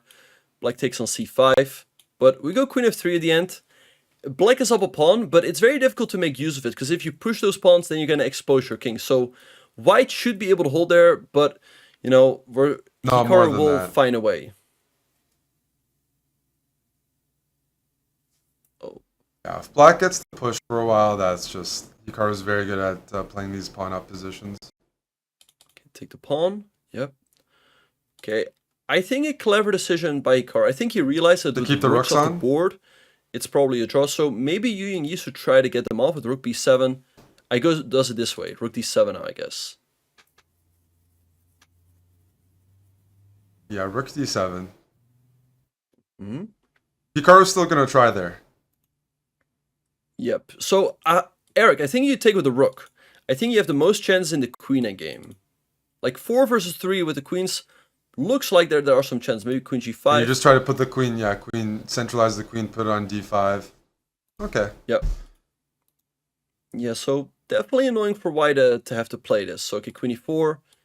Okay, Hikaru pre-moving here, gaining a little bit of time on the clock. e5. I like what he's doing. e4, e3 would open up white's king a little bit. And with the 1 second increment, it's so easy to blunder here. Yeah, like the key for black, not allow white to check on the long diagonal and just slowly push that pawn up the board. Mm-hmm. I mean, if you Maybe not. can trade queens, that's great, but when do you play e4 here as black? Goes g5. Okay, so he's gaining some space, but he's traded up 1 pair of pawns, and now his king is a little bit more exposed, so slightly surprised, but maybe king f5. Although I think it's unlikely that you can actually put this to work. King f5, queen c8 check. I guess I have to try to stop you from crossing. Yeah, I guess queen e6, but then, maybe you go for a setup with, like, Queen c2, e4, and there he goes, king f5 on the board. So check, queen e6, check. And then we do play e4. Yeah. We have to try to play on. Queen d5, annoying move, king g2, now there's always a check, queen h5. Okay, check, king g6, or there. Maybe here, queen c8. What's the goal for black? Is it to play e3 at the right moment, or is it to get the king to a square that you can't be checked anymore? Great question. Yeah, it's tough. It's very tough to push these forward because white always has, like, as long as white gives checks, it's good. You know, you just check and check. So I honestly don't know what the plan is here for black. I think it's very difficult to push e3 at the right moment. I feel like as long as Yangyi keeps a decent amount of time on the clock, he should not lose. No, the queen should have enough checking space the rest of the game. There's not enough pawns to cover. Okay, Hikaru. Hikaru upping the speed though. Like he's anticipating Yangyi's moves. Queen e3. And I think you just take it to queen, no? Isn't that a draw? Is he worried about... Was he worried about... Yeah, no, it looks good. It's the only chance though. Okay, king d4. f2, king f6. And bring the king to e4. Okay, king here. King e5? King e2. Yeah. Yeah, king and c2. king And e2. it's just a draw, yeah. King d3. Wait, Hikaru playing for a loss here, even though king d6. He finds it instantly. Yeah. He's not happy. I have to make a draw here. Okay, king f5, but yeah, it's a pretty easy draw, of course. There's some airplane noises in my background. It's because there's an air show in Toronto this weekend. So in case people hear that, don't live by the airport. They're just practicing. Hikaru running down the clock. You got to be a little bit careful though, playing with 1 second. I think Yangyi, you just do the stalemate as quickly as possible to give yourself some more time. Or, well, it actually doesn't matter because this is the last game in the 3+1 portion anyway. Yeah, no, maybe Yangyi is just getting some confidence in playing the pawn up position, but the result's not in doubt. Yeah, so that wraps up the 3+1 portion, ladies and gentlemen. Hikaru has a 6-point lead going into the bullet where we only think he's going to get stronger. So it's looking tough for the Chinese superstar, but you never know in bullet. Yeah, and I wanted to take a moment there, Benjamin, to thank AG1, a new partner of the Speed Chess Championships. AG1 is your daily support of key health functions and the mental performance, energy, immune system. It's the one product that does the work of many. And to find out more, the audience can just visit drinkag1.com/chess or use !AG1 in the Twitch or YouTube chat to find out more information. So thank you to AG1 for sponsoring the Speed Chess Championships. Right, so let's have a quick look. We saw the scorecard there. Hikaru having a 6-point lead. And yeah, I mean, mental performance is super important in chess. We see Hikaru, when he loses the game, he doesn't tilt, he just bounces back.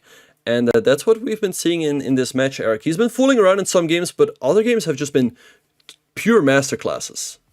Yeah, there's one last segment for Yangyi to try to equalize. That is the final bullet portion, which is going to resume after this break.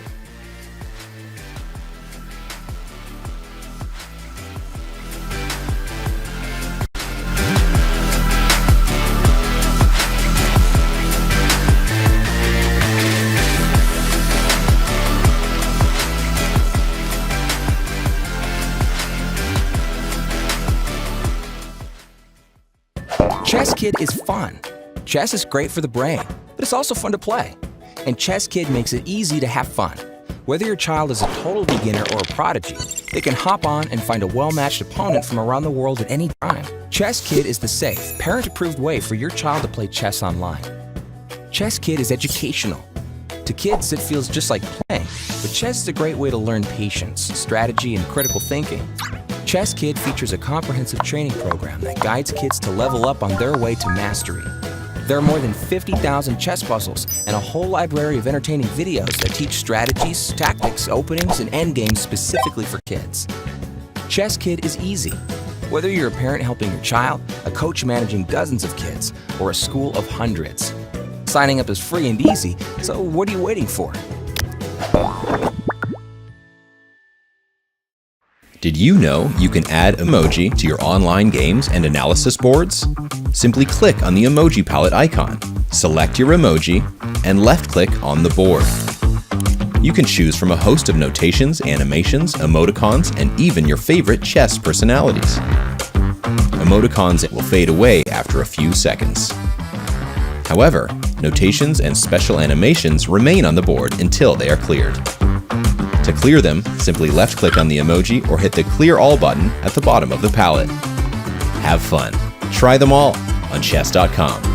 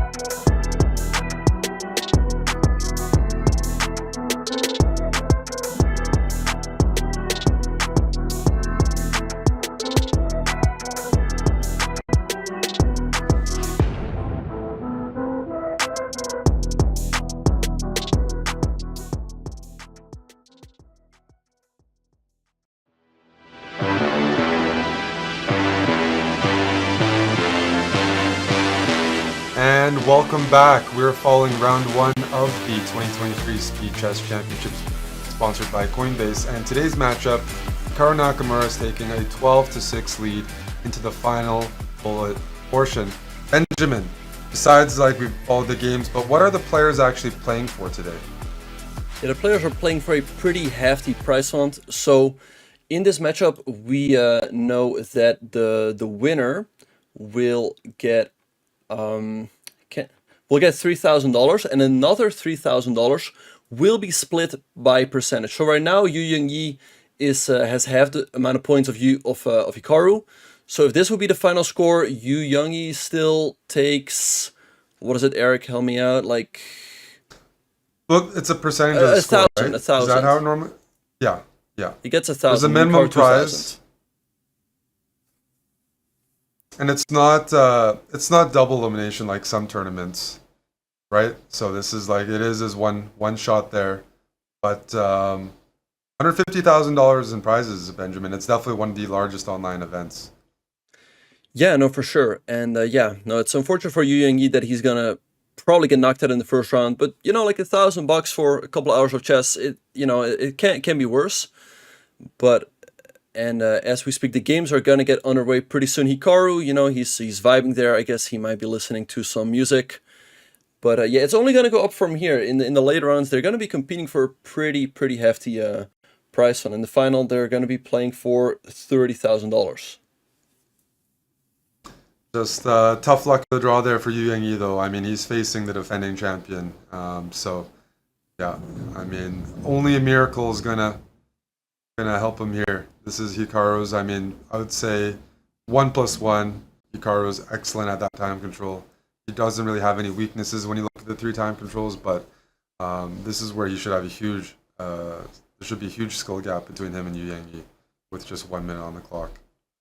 And we have more disrespect by Hikaru. He opened up with E3 followed by G3. It's actually kind of funny, Eric. I was yesterday at the St. Louis Chess Club, and I played someone who played F3, E5, G3, D5, and then played G4. Like, it's funny that even if you're a beginner, like, they still find the worst moves, but Hikaru having not a great position here. I mean, Yangyi having the open G file to attack. So that reminded you of Hikaru a bit, Right. The way Unfortunately, he doesn't do that against us. He plays bad moves, but then he follows up with good ones. No, Hikaru's very good at sensing the momentum in a match. Like, he wouldn't just play something that really gives amazing winning chances and gets the opponent back in the game. Part of it's psychological. At this point, he doesn't want Yangyi to get any points because you just play worse. When you go a prolonged period without getting a win, your opponent's not blundering, you just start believing a lot of those negative thoughts like, oh, I can't play today, oh, I'm not in form, and it's a bit of a self-fulfilling prophecy. So he's still making life as difficult as possible for Yangyi, even though the positions are rich. Yeah, bishop g4 by Yangyi. Perhaps he just has to go like h4, h3, but I think Hikaru can just sit with king h2, because, the king on h1 is safe for now. Black would love to throw that h1 away, but unfortunately you can't. And now Hikaru is opening up that long diagonal, so he's not doing too bad here at all. Wait, knight f7. No, I mean, it's just game over. Yeah. King is safe. This is as frustrating as it gets. The king on h2 is completely safe. You just take an h8, you go e6, and there's nothing. e6, bishop takes e6, maybe he didn't like, so he's just going to trade the queens first. Yeah, pawn takes f6, rook e5. It's just over. You're down a clean exchange. Over. No counterplay. And look at the clock. He's got double the amount of time that Yangyi has.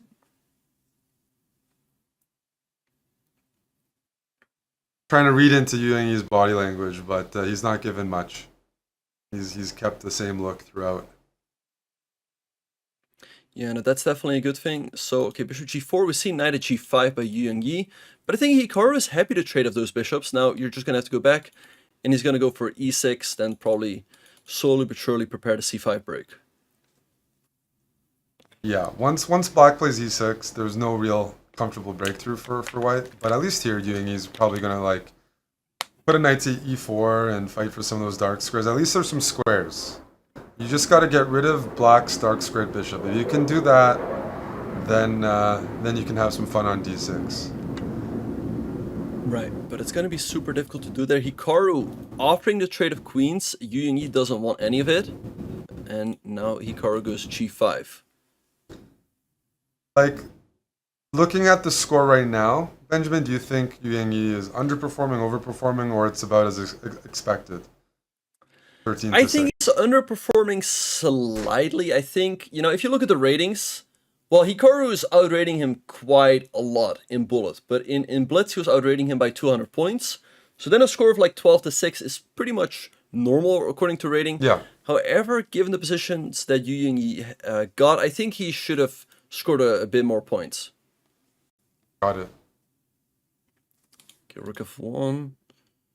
This knight on D3 is Yes. kind of interesting. On one hand, it's good. On the other hand, it can also get trapped over there. E3, C5, black. Black's getting too much counterplay here. This is just too passive for white. At least that's my first impression. Yeah, King B8. And here's the thing. Hikaru maneuvers and then pauses at the right moment. He takes and goes Rook C8. Okay, Queen B1 here. Again, this knight on D3 is a little bit loose, but I don't see a way to attack it. Yeah, the tactics. Oh, knight F3. Trying to desperately win that knight on D3, even at the cost of the F3 square. But it feels like there should be some in between move for black. I don't know, some sort of knight takes B2 or something, but we'll see. I actually like it for white because wait, what? Whoa, Hikaru. Oh, he expected queen takes and he had Queen takes. pre-moved queen takes D3. Very random. That's just a random pre-move. Bishop A7 and that's the game. All right. Okay, so Yangyi wins this one. That's really all by Hikaru because Rook takes D3 actually was the better move and he goes G4, even more disrespect.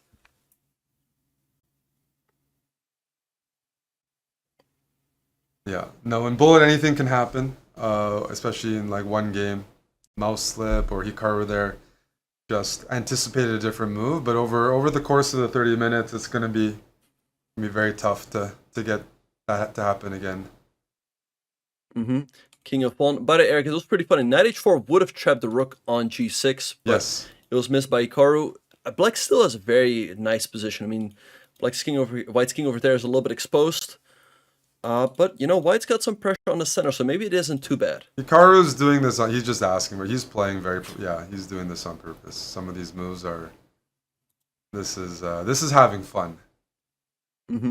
Yeah.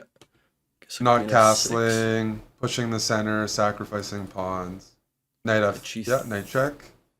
But you pick up the knight on G6. So what do you think it is with Hikaru? Is it just like all of his experience playing online chess that he has been trying this out for a while, or what? Or he just wants to toy with his food? Like what is it? Maybe he just wants to toy with the food a little bit. Yeah, I mean, he felt comfortable enough in the match that he was okay doing this. Like against certain players, he wouldn't be able to do this, and that's why he's trying it here. I mean, we see Magnus. Magnus sometimes plays, especially online, different opening choices. The players sometimes they just want to mix things up, especially if you can afford to. And here he can definitely afford to. Hikaru down a piece for the moment. He might win it back in the next couple of moves. Yangyi sacks it back, and now he's up. How many pawns? 4? It's quite a lot. Rook E2 or knight G5 both look winning. G5, rook or knight E4. He's got to win this game, even though he's down on clock. B6. Just make a move. Just create some move for the king. Yeah. Yes, Hikaru's creating content, as some chat members said. There's other motivations. Content number one. Yeah, if I'm playing black, just run the king to A4. Bring the king out. No more. Just king B7. messing around, Everything is defended. I mean, but now white is permanently pinned. Although he finds a way to unpin himself, but I love that. King B5, yeah, he finally did it. So this is gone. This is over. King A4, C5. You pick up the pawn. I would be shocked if Yangyi does not win this one. But we've seen weirder things. Yeah. Okay, Hikaru fighting. Like, he finds these moves like Rook J not having to resign right away. Okay, it's still a game. And he should have kept the rook on the 7 rank. Now there's chances. Yeah. King A4 though. King A4 and you're pinned. You can sack or Correct. move there. Sack. Just sack. Hikaru's so slippery. Don't. Sack Yeah, king is sack. good. Take. King b3 and take. Look at all those pawns. No, but now it's over, right? Yeah. And he wins. We have to remember that Hikaru is not a chess player. Okay, he's like 2780, number 3 in the world, but yes, he's not a chess player. And on stream, he always plays chess. All right, anyway, we've got another funny opening here with the move a5. Definitely looking good for white, right? Yes, I mean, by what I know, that a5 move is sloppy. I mean, it shouldn't be good. White should be able to take advantage of it, put something on b5, but still getting away with it. I think if you're Yangyi here, you definitely don't mind that Hikaru is messing around, you know, because yeah, like we said earlier, the format is such that if you score more wins, you get a little bit more prize money. So you can also play someone who doesn't have any mercy, who wants to win every single game and doesn't mess around. But here, you know, Yangyi is at least probably going to go out with a more respectable score. Yeah, I mean, we've seen some very one-sided matches, and I wouldn't say today's super one-sided. Hikaru's always been in the lead and like never in doubt. But it's 13-8. I mean, most players, even very strong GMs, would be happy with that ratio against Hikaru. Yeah. Obviously, I don't think anybody's gonna be happy getting eliminated here. But you asked me before the match. Yeah, this is about as expected. Yeah, and I think we've also seen matches that have gotten way worse. It would have been something like 20-5 or like I don't know, like 22-3. You know, that's not a score you want to lose by. So No. like getting 8 points on the scoreboard is acceptable against Hikaru. That being said, it's looking pretty tough in this game. Yeah, those knights are dancing in. So there should be some sort of, I don't know, queen e6 or something. That's a bit surprising by Hikaru to trade it. It gives I white a little guess- bit more breathing room. King h2. Okay, goes queen g2. Hikaru is setting up all sorts of forks here, and can you actually? There's a lot of forks coming. Yeah, this is not a fun position to play. Hikaru and his Hikaru knights, can man. Bishop g4, stopping the... Oh, but h5 He's gonna go h5, taken. h4, right? Knight f4. h5, h4. Or knight f4. Yeah, knight f5 now, and now it's all falling apart. Now this is going to be a win for Hikaru. Just take with any piece and you win. Bishop d3, knight h5, and you keep dancing around. No, this one is gone. Oh, and he takes taking a the look- deep Yeah, that. check. Now this is over. And then queen f2 is checkmate. Nicely done. And of course he had it pre-moved. Alright. Yeah, Hikaru's won the last 5 SCCs. That's pretty consistent. Yeah, now to be fair, Magnus was not playing for a while, right? He didn't play in 2021, he didn't play in 2020. Did Magnus play in 2019? I thought he might have, and maybe he lost to MVL, but am I hallucinating, or was that last year or something? I thought That was in 1 year 2020, Magnus- yeah. In 2020 he Magnus lost to lost MVL in the semis. Okay. So, yeah. But did he not play in 2019? Because I think I have to definitely... check. I don't think he definitely played there was every a- year. Yeah, there was definitely a period where Magnus would just beat Hikaru in the SCC. Like he beat him in 2016, 2017, I believe. The years thereafter it was all Hikaru, but maybe Magnus was not playing. Yeah. All right. In the meantime, Hikaru up. No, material's even, but he's got the bishop pair, the better pawn structure. That being said, you have to watch out for some tactics. The pawn on e4 saying, but e5, nice move to keep it all under control. Yeah, this is a dream position for the two bishops. You can go e6, you can keep kicking this knight away, but there's a big attack coming. a3 maybe? Yeah, I he's guess gonna go a3 is where e6 knight at a6, some knight point. c5. Yeah. I really want to play e6, but I'm not seeing it work yet. Okay, here bishop takes h6 is on top. But Yeah, this is a Hikaru's- tough position. this is to one of deal his with. best positions. Okay, takes the pawn, okay. Knight c5, bishop c2. There's another. Okay. If you took there was knight d3. Yeah. But Eric, look. Oh, there goes the bishop, but Hikaru doesn't see it. This is the thing. You look at the clock, and Hikaru's just up like 30 seconds. He makes every move instantly.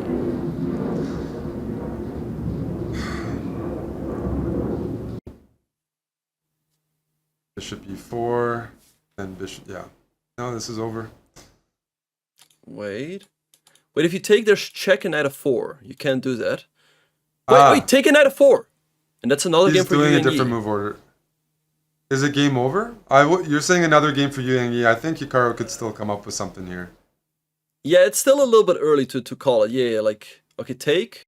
Rook c8, and check. He's going to go bishop, and then his king might get mated though, right? We have to watch out for... Yeah, but... Okay, f5, nice move. f5 is nice. f5 is very nice. Take. And then bring the king in or something. Yeah. Okay, rook this is d1. nice. Bishop e5. But now the king is crawling out. King g3. King of 4, king of 4, king of 4. Okay, you have to Rook take. check. King g3 maybe. Can you get checkmate? Yangyi. Check. I don't see it. No, this one is slipping away. So, okay, goes king e3 to fight for the win. Good. And rook e5. And now Hikaru is... Hikaru's probably gonna win this one somehow. He's probably... Yeah. But wait, how? 2 seconds. He's got no time. That's a tough issue. Wait, how do you play on it? If you there lose is 1 second increment. Yeah. Rook h8. But you gotta move. Play with point 2, and now E6. he's... What? He made 2 moves in a row. 2 seconds on the clock. a5. King e4. Take.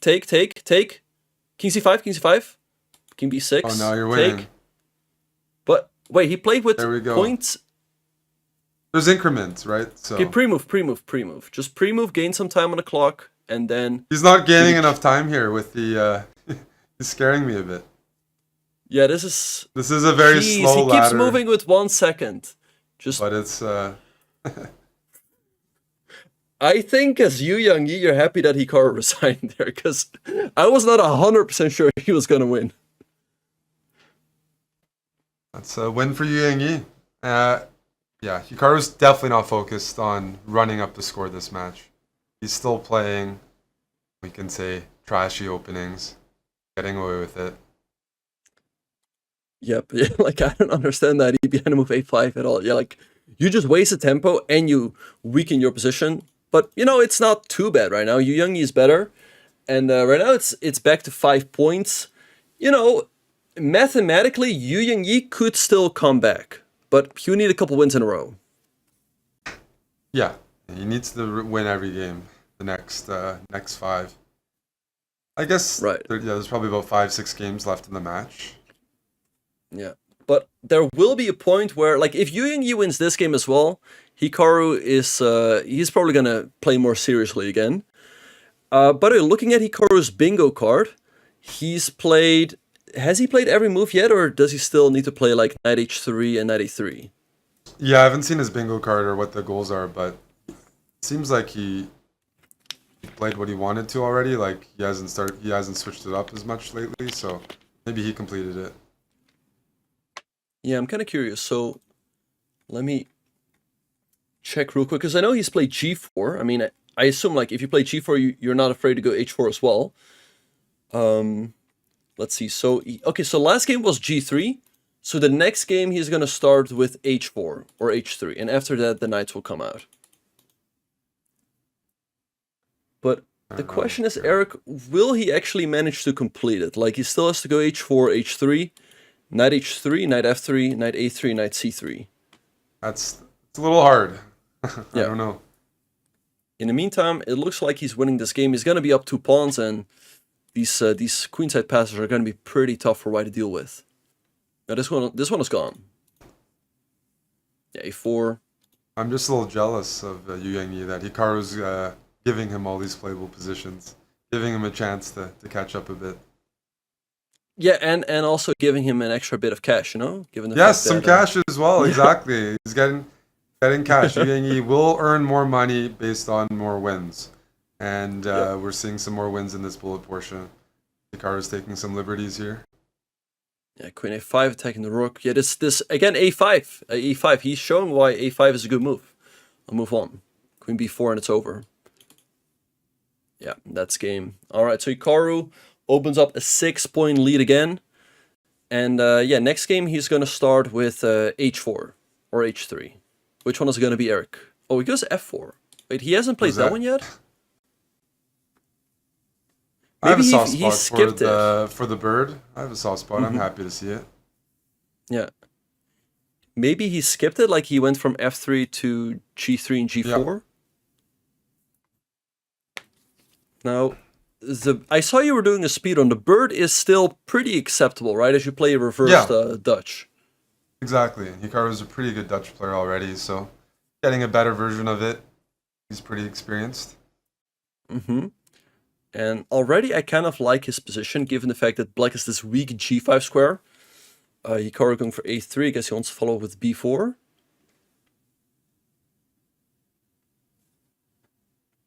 Sometimes when I watch somebody play Hikaru, it's like, oh, could I have done better? But this score is pretty respectable against Hikaru, who's, the 5-time reigning champion. So.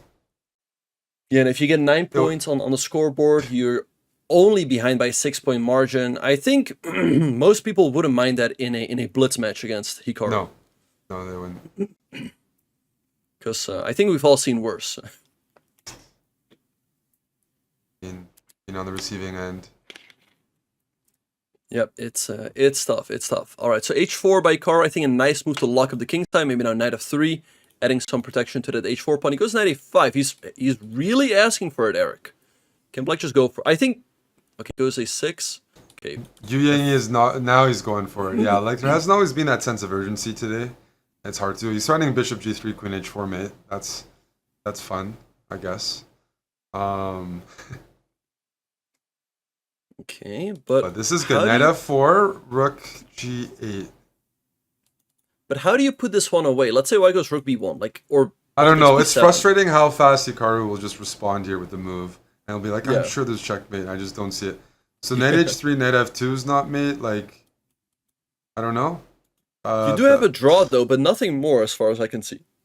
Yeah, but we can't accept a draw here. This is personal for you, Yangyi. Queen g3, maybe just attack. Everything that we know about chess, it feels like this should be good. Oh, there goes a full rook. Yes, okay, so that we understand that. But it was too far away. He's not going to see it. Hikaru's going to win this. Queen b5, then queen c6 or something. He's going for it, Benjamin. I'm surprised that Yu Yangyi did not see it. Sometimes you have these games of 400s, and you know that this is not in their field of vision. But you would expect Yu Yangyi to see a free rook. Is he going to play knight c6, knight e5? Okay, this game is not over yet, by the way. King b7. What do you do after that? Everyone in the chat is like, yes, I didn't see that rook. It was too far away. But knight e7, it seems over. That's nasty. Hikaru gets away with it again. Yep, and he wins on time. It's going to be queen c6 check or queen takes g8, but just overwhelming. Okay, so let's keep going. At this point, we know for sure Hikaru's in his head.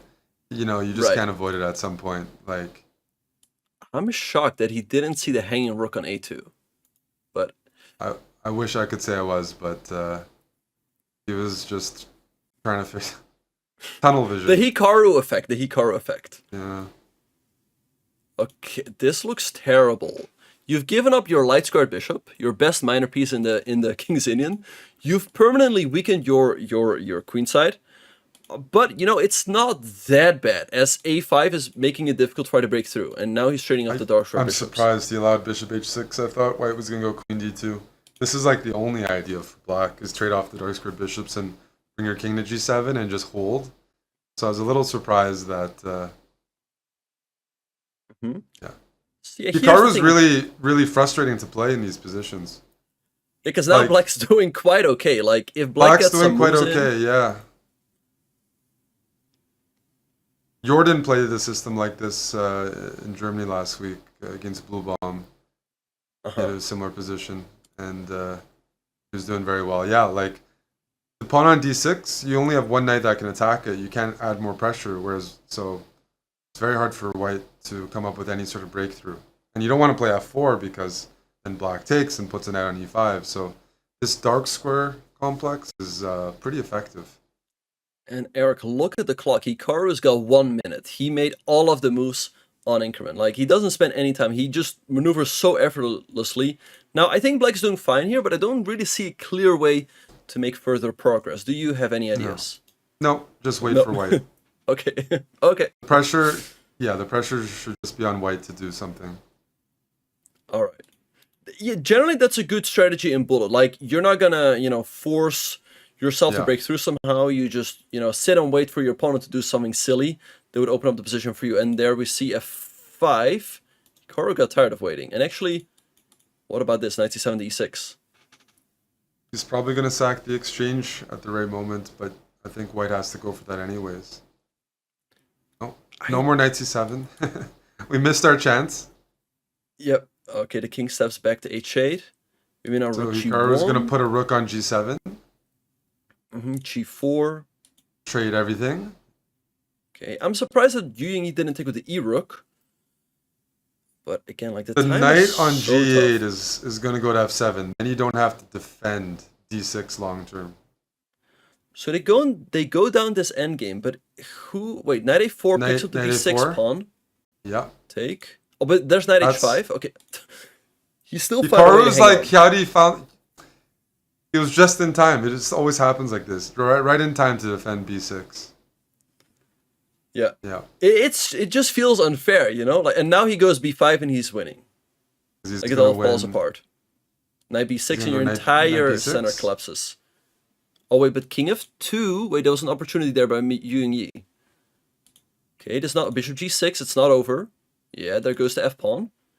White still some passes. They're not connected. They're not the prettiest pawns, but they're pawns. Yeah, this is a very funny looking position. 4 pawns in the middle, but you can't push any of them. Bishop e6. That's a bit of a funny. But the pawns are going to be... This is now the pawns are pushing. Now you're dead. Now yeah, e3, 2, and your queen with, and your then queen with mate. d3. Oh, this is brutal.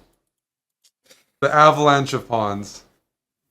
Ugh. Yeah, another tough loss for king. Yangyi, and Hikaru wins another game. He goes d4. Wait, he had not played d4 yet? No, this is regular Catalan. My eyes aren't used to it. No, you would expect Hikaru to have a pawn on h4 or something, but yeah, we have a very normal position here, just standard theory. Should be 4. Oh, there we have h4. He just had to do it. He just had to do it. Like h4, he just had to do it. It's 8 points with 3.5 minutes. The only way to catch up is if your opponent just resigns. Yeah, so queen b8. Yangyi doing well in this game, though. He's up a pawn. I don't think Hikaru has sufficient compensation, but it's not easy to deal with, the white's bishops here. But I think after There's a lot of pawn pawns. c4, Those are a lot of pawns. Yeah. Just take on e4 and... you're up 3. Okay, take, maybe. Just trade off one of the bishops. Can he put this one away? Queen c5? Where do you put the queen? I think here, Okay, queen so c5. that you can recapture the queen. So queen takes, this pawn is hanging. But, again, to put this one away is not easy. Take The over knight's here, going to go maybe. to c... Oh yeah, you take there. Queen e4, though. Nice move by Hikaru. Queen b7. He keeps finding all of these annoying moves. Queen e5. Looks like a nice centralizing move. Or here. He's going for which knight looks- g4 here. Knight g4 is pretty annoying. Queen's going to go to g2. Okay, that's a nice move. You can't go knight g4 because of queen takes e8, but that's Queen very e2 annoying. looks off. It looks like a step in the wrong direction. Because Black's of still having a What? great Is position, rook though. e6? Taking Offering bishop to trade. d4. Hikaru might trade and play, Okay. Okay. Maybe knight h7 to g5? Or just h5? Okay, now your knight doesn't have a good square. Maybe, and you lose the c-pawn. Hikaru's going to push this somehow. He's Queen gonna G2 try to is win. coming. So. Check. Queen G2. G2. Yeah, check G2, there we as have well, it. maybe. I think you have to keep the king f3. King f3. Oh, he's just blundering. I mean, even just basic stuff like that. Just tired. The match is just accumulated. That's a tough loss. He should not have lost this one. He should have won this one, as a matter of fact. But even this one slipped away from Yangyi. So let's see how he will try to recover. And Eric, with 1 minute and 50 seconds on the clock, this could be our last game. Yeah, this probably will be our last game, and probably couldn't come soon enough for Yangyi. Just never really found himself in the match. Had some good games, but Hikaru's like consistency is a bit much. Mm-hmm. Yeah, and let's have a look at the score. He's probably, still going to pick up $1,000 from this match. Again, not the worst thing in the world. But of course, it's very frustrating. If your opponent plays A5 on the first move and just beats you with double the score. This is the premier event, and it is Yangyi's first year playing in the SEC. So, despite the result, valuable experience. Maybe he's going to play a bit more online. I don't see him usually play Title Tuesday or some of those events. So, definitely need some experience to take down guys like Hikaru. It's going to take a lot of matches. Yeah, he's got a nice position here, though. I mean, with both knights in the middle, maybe knight to c5. That being said, again, like Hikaru doesn't mind getting such an ugly position, and then he just sits. But eventually, it's got to crack for black. It's supposed to crack. Like Hikaru's mixing plans. He's pushing each pawn to h4, but then he's like, got all these passive pawns on c6 and e6. This should be like winning for white. It feels like Hikaru's just testing him. Yeah. Okay. So we see a trade, but he's still hanging on. It's quite frustrating. Like that, there's no immediate win for white. e4 is a nice move though. E4. Maybe knight g4. And we're preparing knight g4, right? Bring the queen in? Yeah. That makes sense. To stop queen and force Hikaru goes king g8. Of course, he sees knight that. Knight g4 anyways. Let's go knight g4. Yep. Queen g7. Queen h8, Queen okay. H8. And if you... Okay, take the pawn, and just move back. And play the game. Yes. But we're still defending everything. Knight g4, there's f5. So bring the rook back. But then you hang e6, so that's why he moved the rook back. Yeah. The one thing, though, is that you're going to have to be careful not to hang this pawn. Because if you hang the pawn on c3, you can hang the pawn on a2, and then again, that a pawn could win the game. Is he going to go f5? It looks too much. I mean, the queen is just moving between h8 and f6. The queen is just back and forth. Knight g4? I still don't see the breakthrough, and you have to watch out for the c3 pawn. Yeah. Okay, we got some trades in. Okay, knight g4. Wait, knight g4? Wait, now all of a sudden it's not too bad. f5? Wait, you can get your own rook trapped. Wait, there's Bring the knight back. But You're worried about g5 though, right? F5? F5? Not g5. Oh, g5 is rook h7. Got it. Yeah. So the rook's not trapped. Be careful, don't hang the queen side. Wait, this rook is... The rook is almost trapped on h4. The rook is almost trapped. Oh, you can take on c3 here. Oh, Hikaru's probably going to win this one. This is so frustrating. Queen do you try to trade queens? Okay, well, queen g7. Now you have to, and he's going to lose on the queen side. Yeah, now you are losing. e5 is coming at some point, I'm guessing. And there it is. Takes. And then what? Takes. I think you just lose. Bishop takes a2, bishop d5. No, this is over. Bishop d5 and a2. Bishop d5 and a2. Tough Very loss for Hikaru-like Yangyi. game. There's complications, he ends up on top. Yep. No, that's I frustrating. think that finishes it. 20-9. Is that the final score for this SEC initial match? It's 19-9. He wins by 10-point margin. So pretty convincing win. Not the worst score for Yangyi, but again, given the fact that he got so many good positions, he must feel a little bit frustrated that he couldn't convert more into a full point. But again, that's the Hikaru effect. He keeps hanging on there. He just doesn't lose, and all of a sudden he turns these games around. Yeah, Hikaru was never really in danger this match. It never really was. Once he started with like a 3-4 point cushion, it never got smaller than that, and definitely felt like he was just very comfortable handling his opponent here. Just routine for Hikaru. This is just another day of work. These initial rounds of the SEC. Yep, so yeah, he gets a pretty convincing win in this one. And he is going to play in the next round against the winner of Fabiano Caruana and Nodirbek Abdusatorov.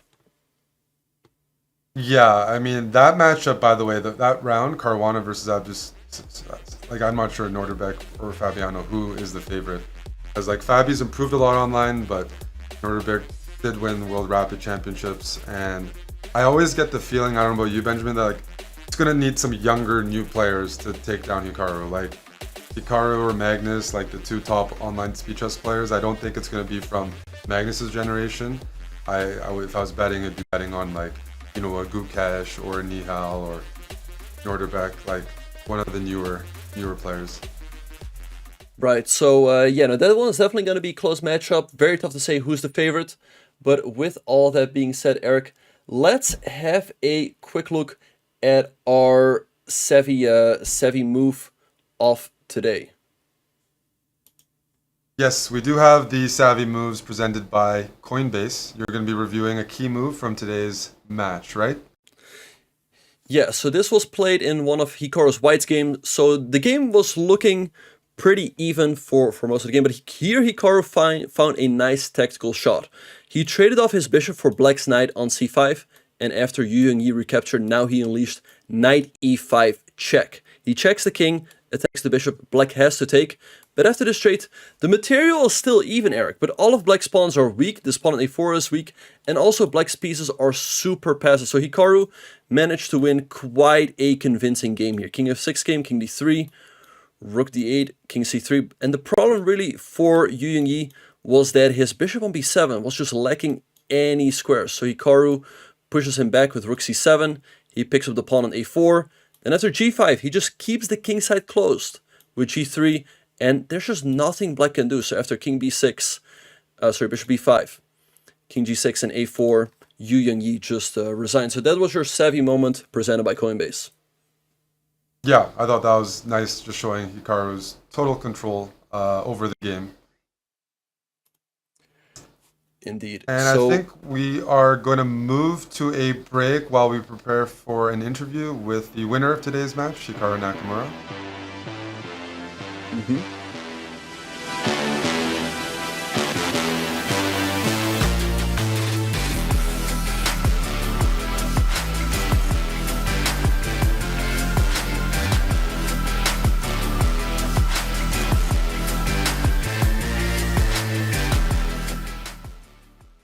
Spell Chess is coming to Chess.com.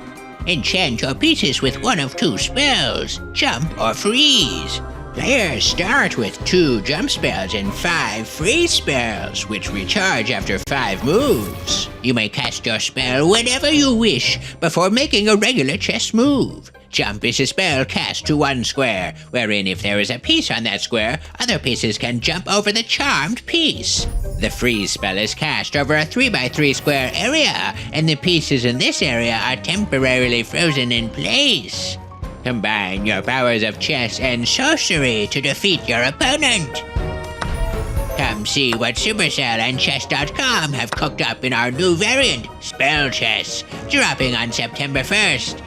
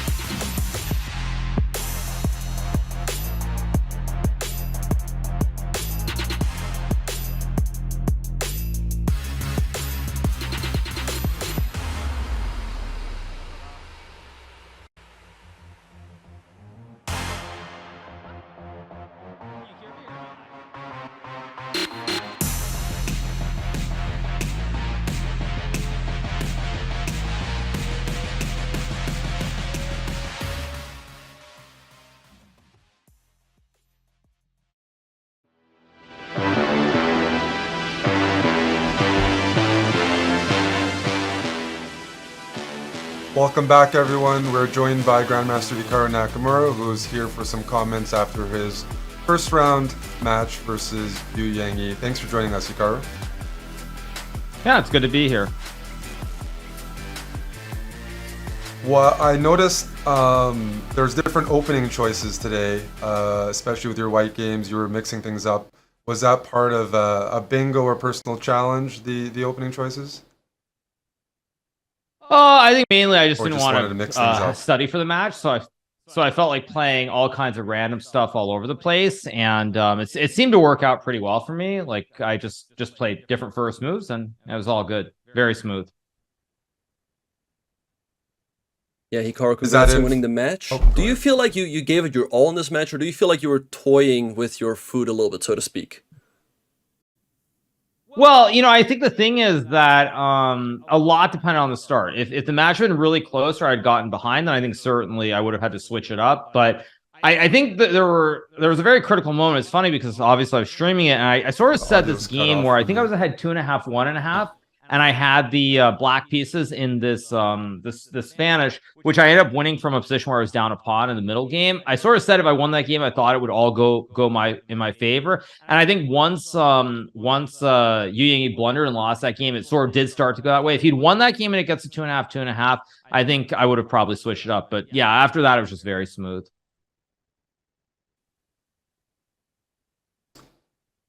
Are you approaching the Speed Chess Championships any differently this year, or is it pretty much routine every year the way you approach it?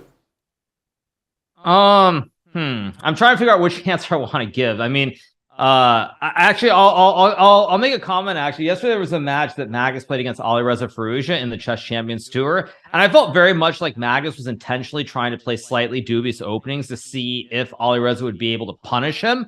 And I feel like in the SEC, I'm starting to kind of do the same sort of thing where it's not so much dubious positions, but I'm trying to make it more challenging, at least in the early rounds, because I feel like on average, I'm going to be winning if we get to like the 3-1 or the 1-1. So I feel like I try to tinker and just mix it up a little bit more than I usually would.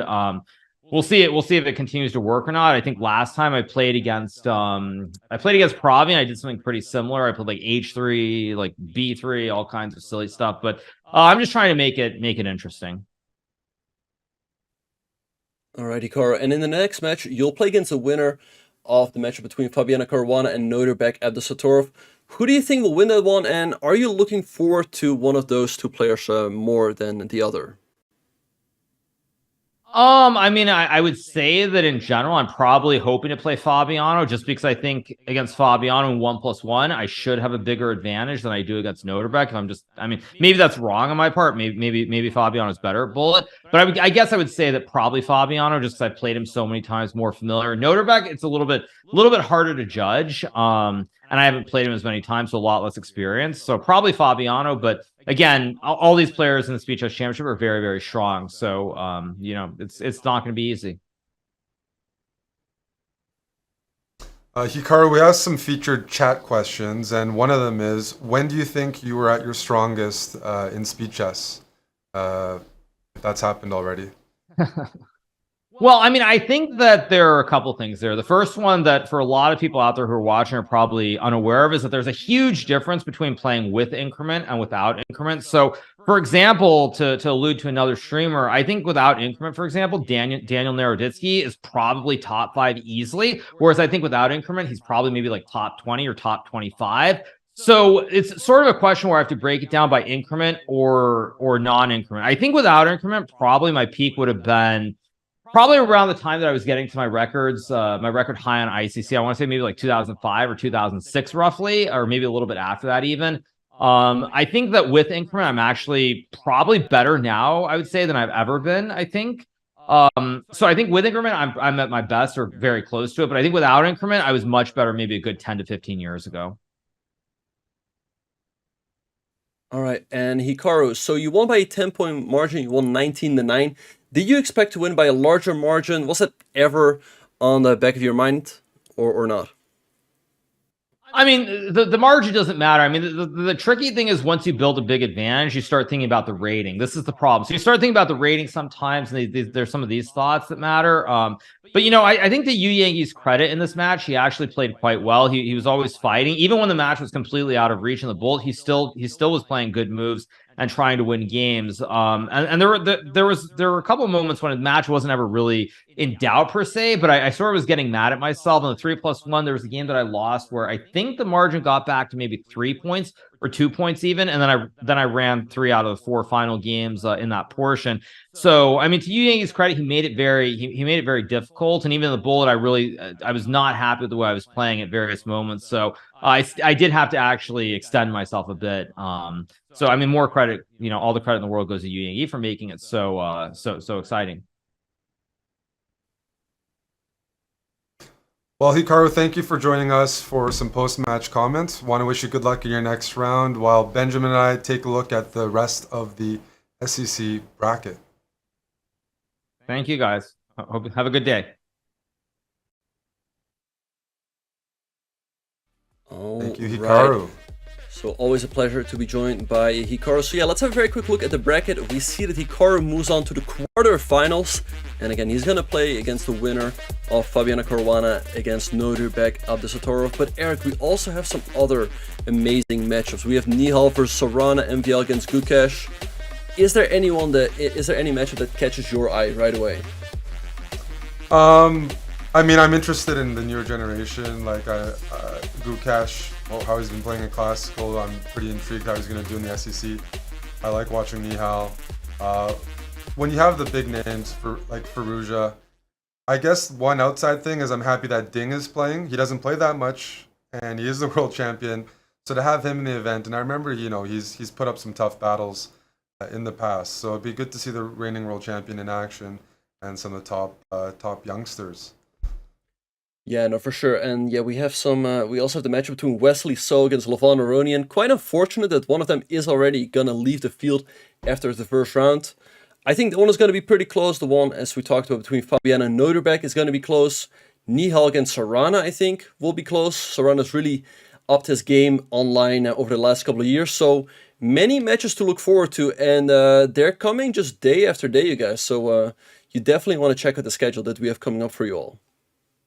So we have the Speed Chess Championships. This was the very first match of the event. But we have something else coming up too, Benjamin. We have Chess Clash. Mark your calendars, we're teaming up with Supercell for Chess Clash, an epic series of chess and clash challenges featuring your favorite creators. It's a star-studded lineup. Alexandra Botez, Gotham Chess, Clash with Ash, Sapnap, and more are going to battle it out in the ultimate strategy game competition. Which clan will prevail? Tune into Chess Clash on September 7th at 2 p.m. Eastern. Use !Clash in chat to learn more. Yeah, and so, Benjamin, day one, SEC, any final thoughts? Yeah, it was a fun day of chess. I think it's always exciting to see Hikaru play, and it's kind of scary to think for his opponents that he didn't extend himself to the fullest. I do expect him to do that against Fabiano. I don't think he will mess around as much. Maybe, you know, when there's like a 6 point gap in the bullet, maybe then he will. But I think that match he's going to take a lot more seriously. What do you think, Eric? Definitely. I mean, Hikaru is always, he's just so consistent. His performances here, it's a pleasure to watch. And I do think he's ramping up for the more serious matches towards the very end. But yeah, I think people want decisive chess. They want the top players in the world. This format is conducive for that. So I had a good day one with you, Mr. Bach. And we're going to go for one final break.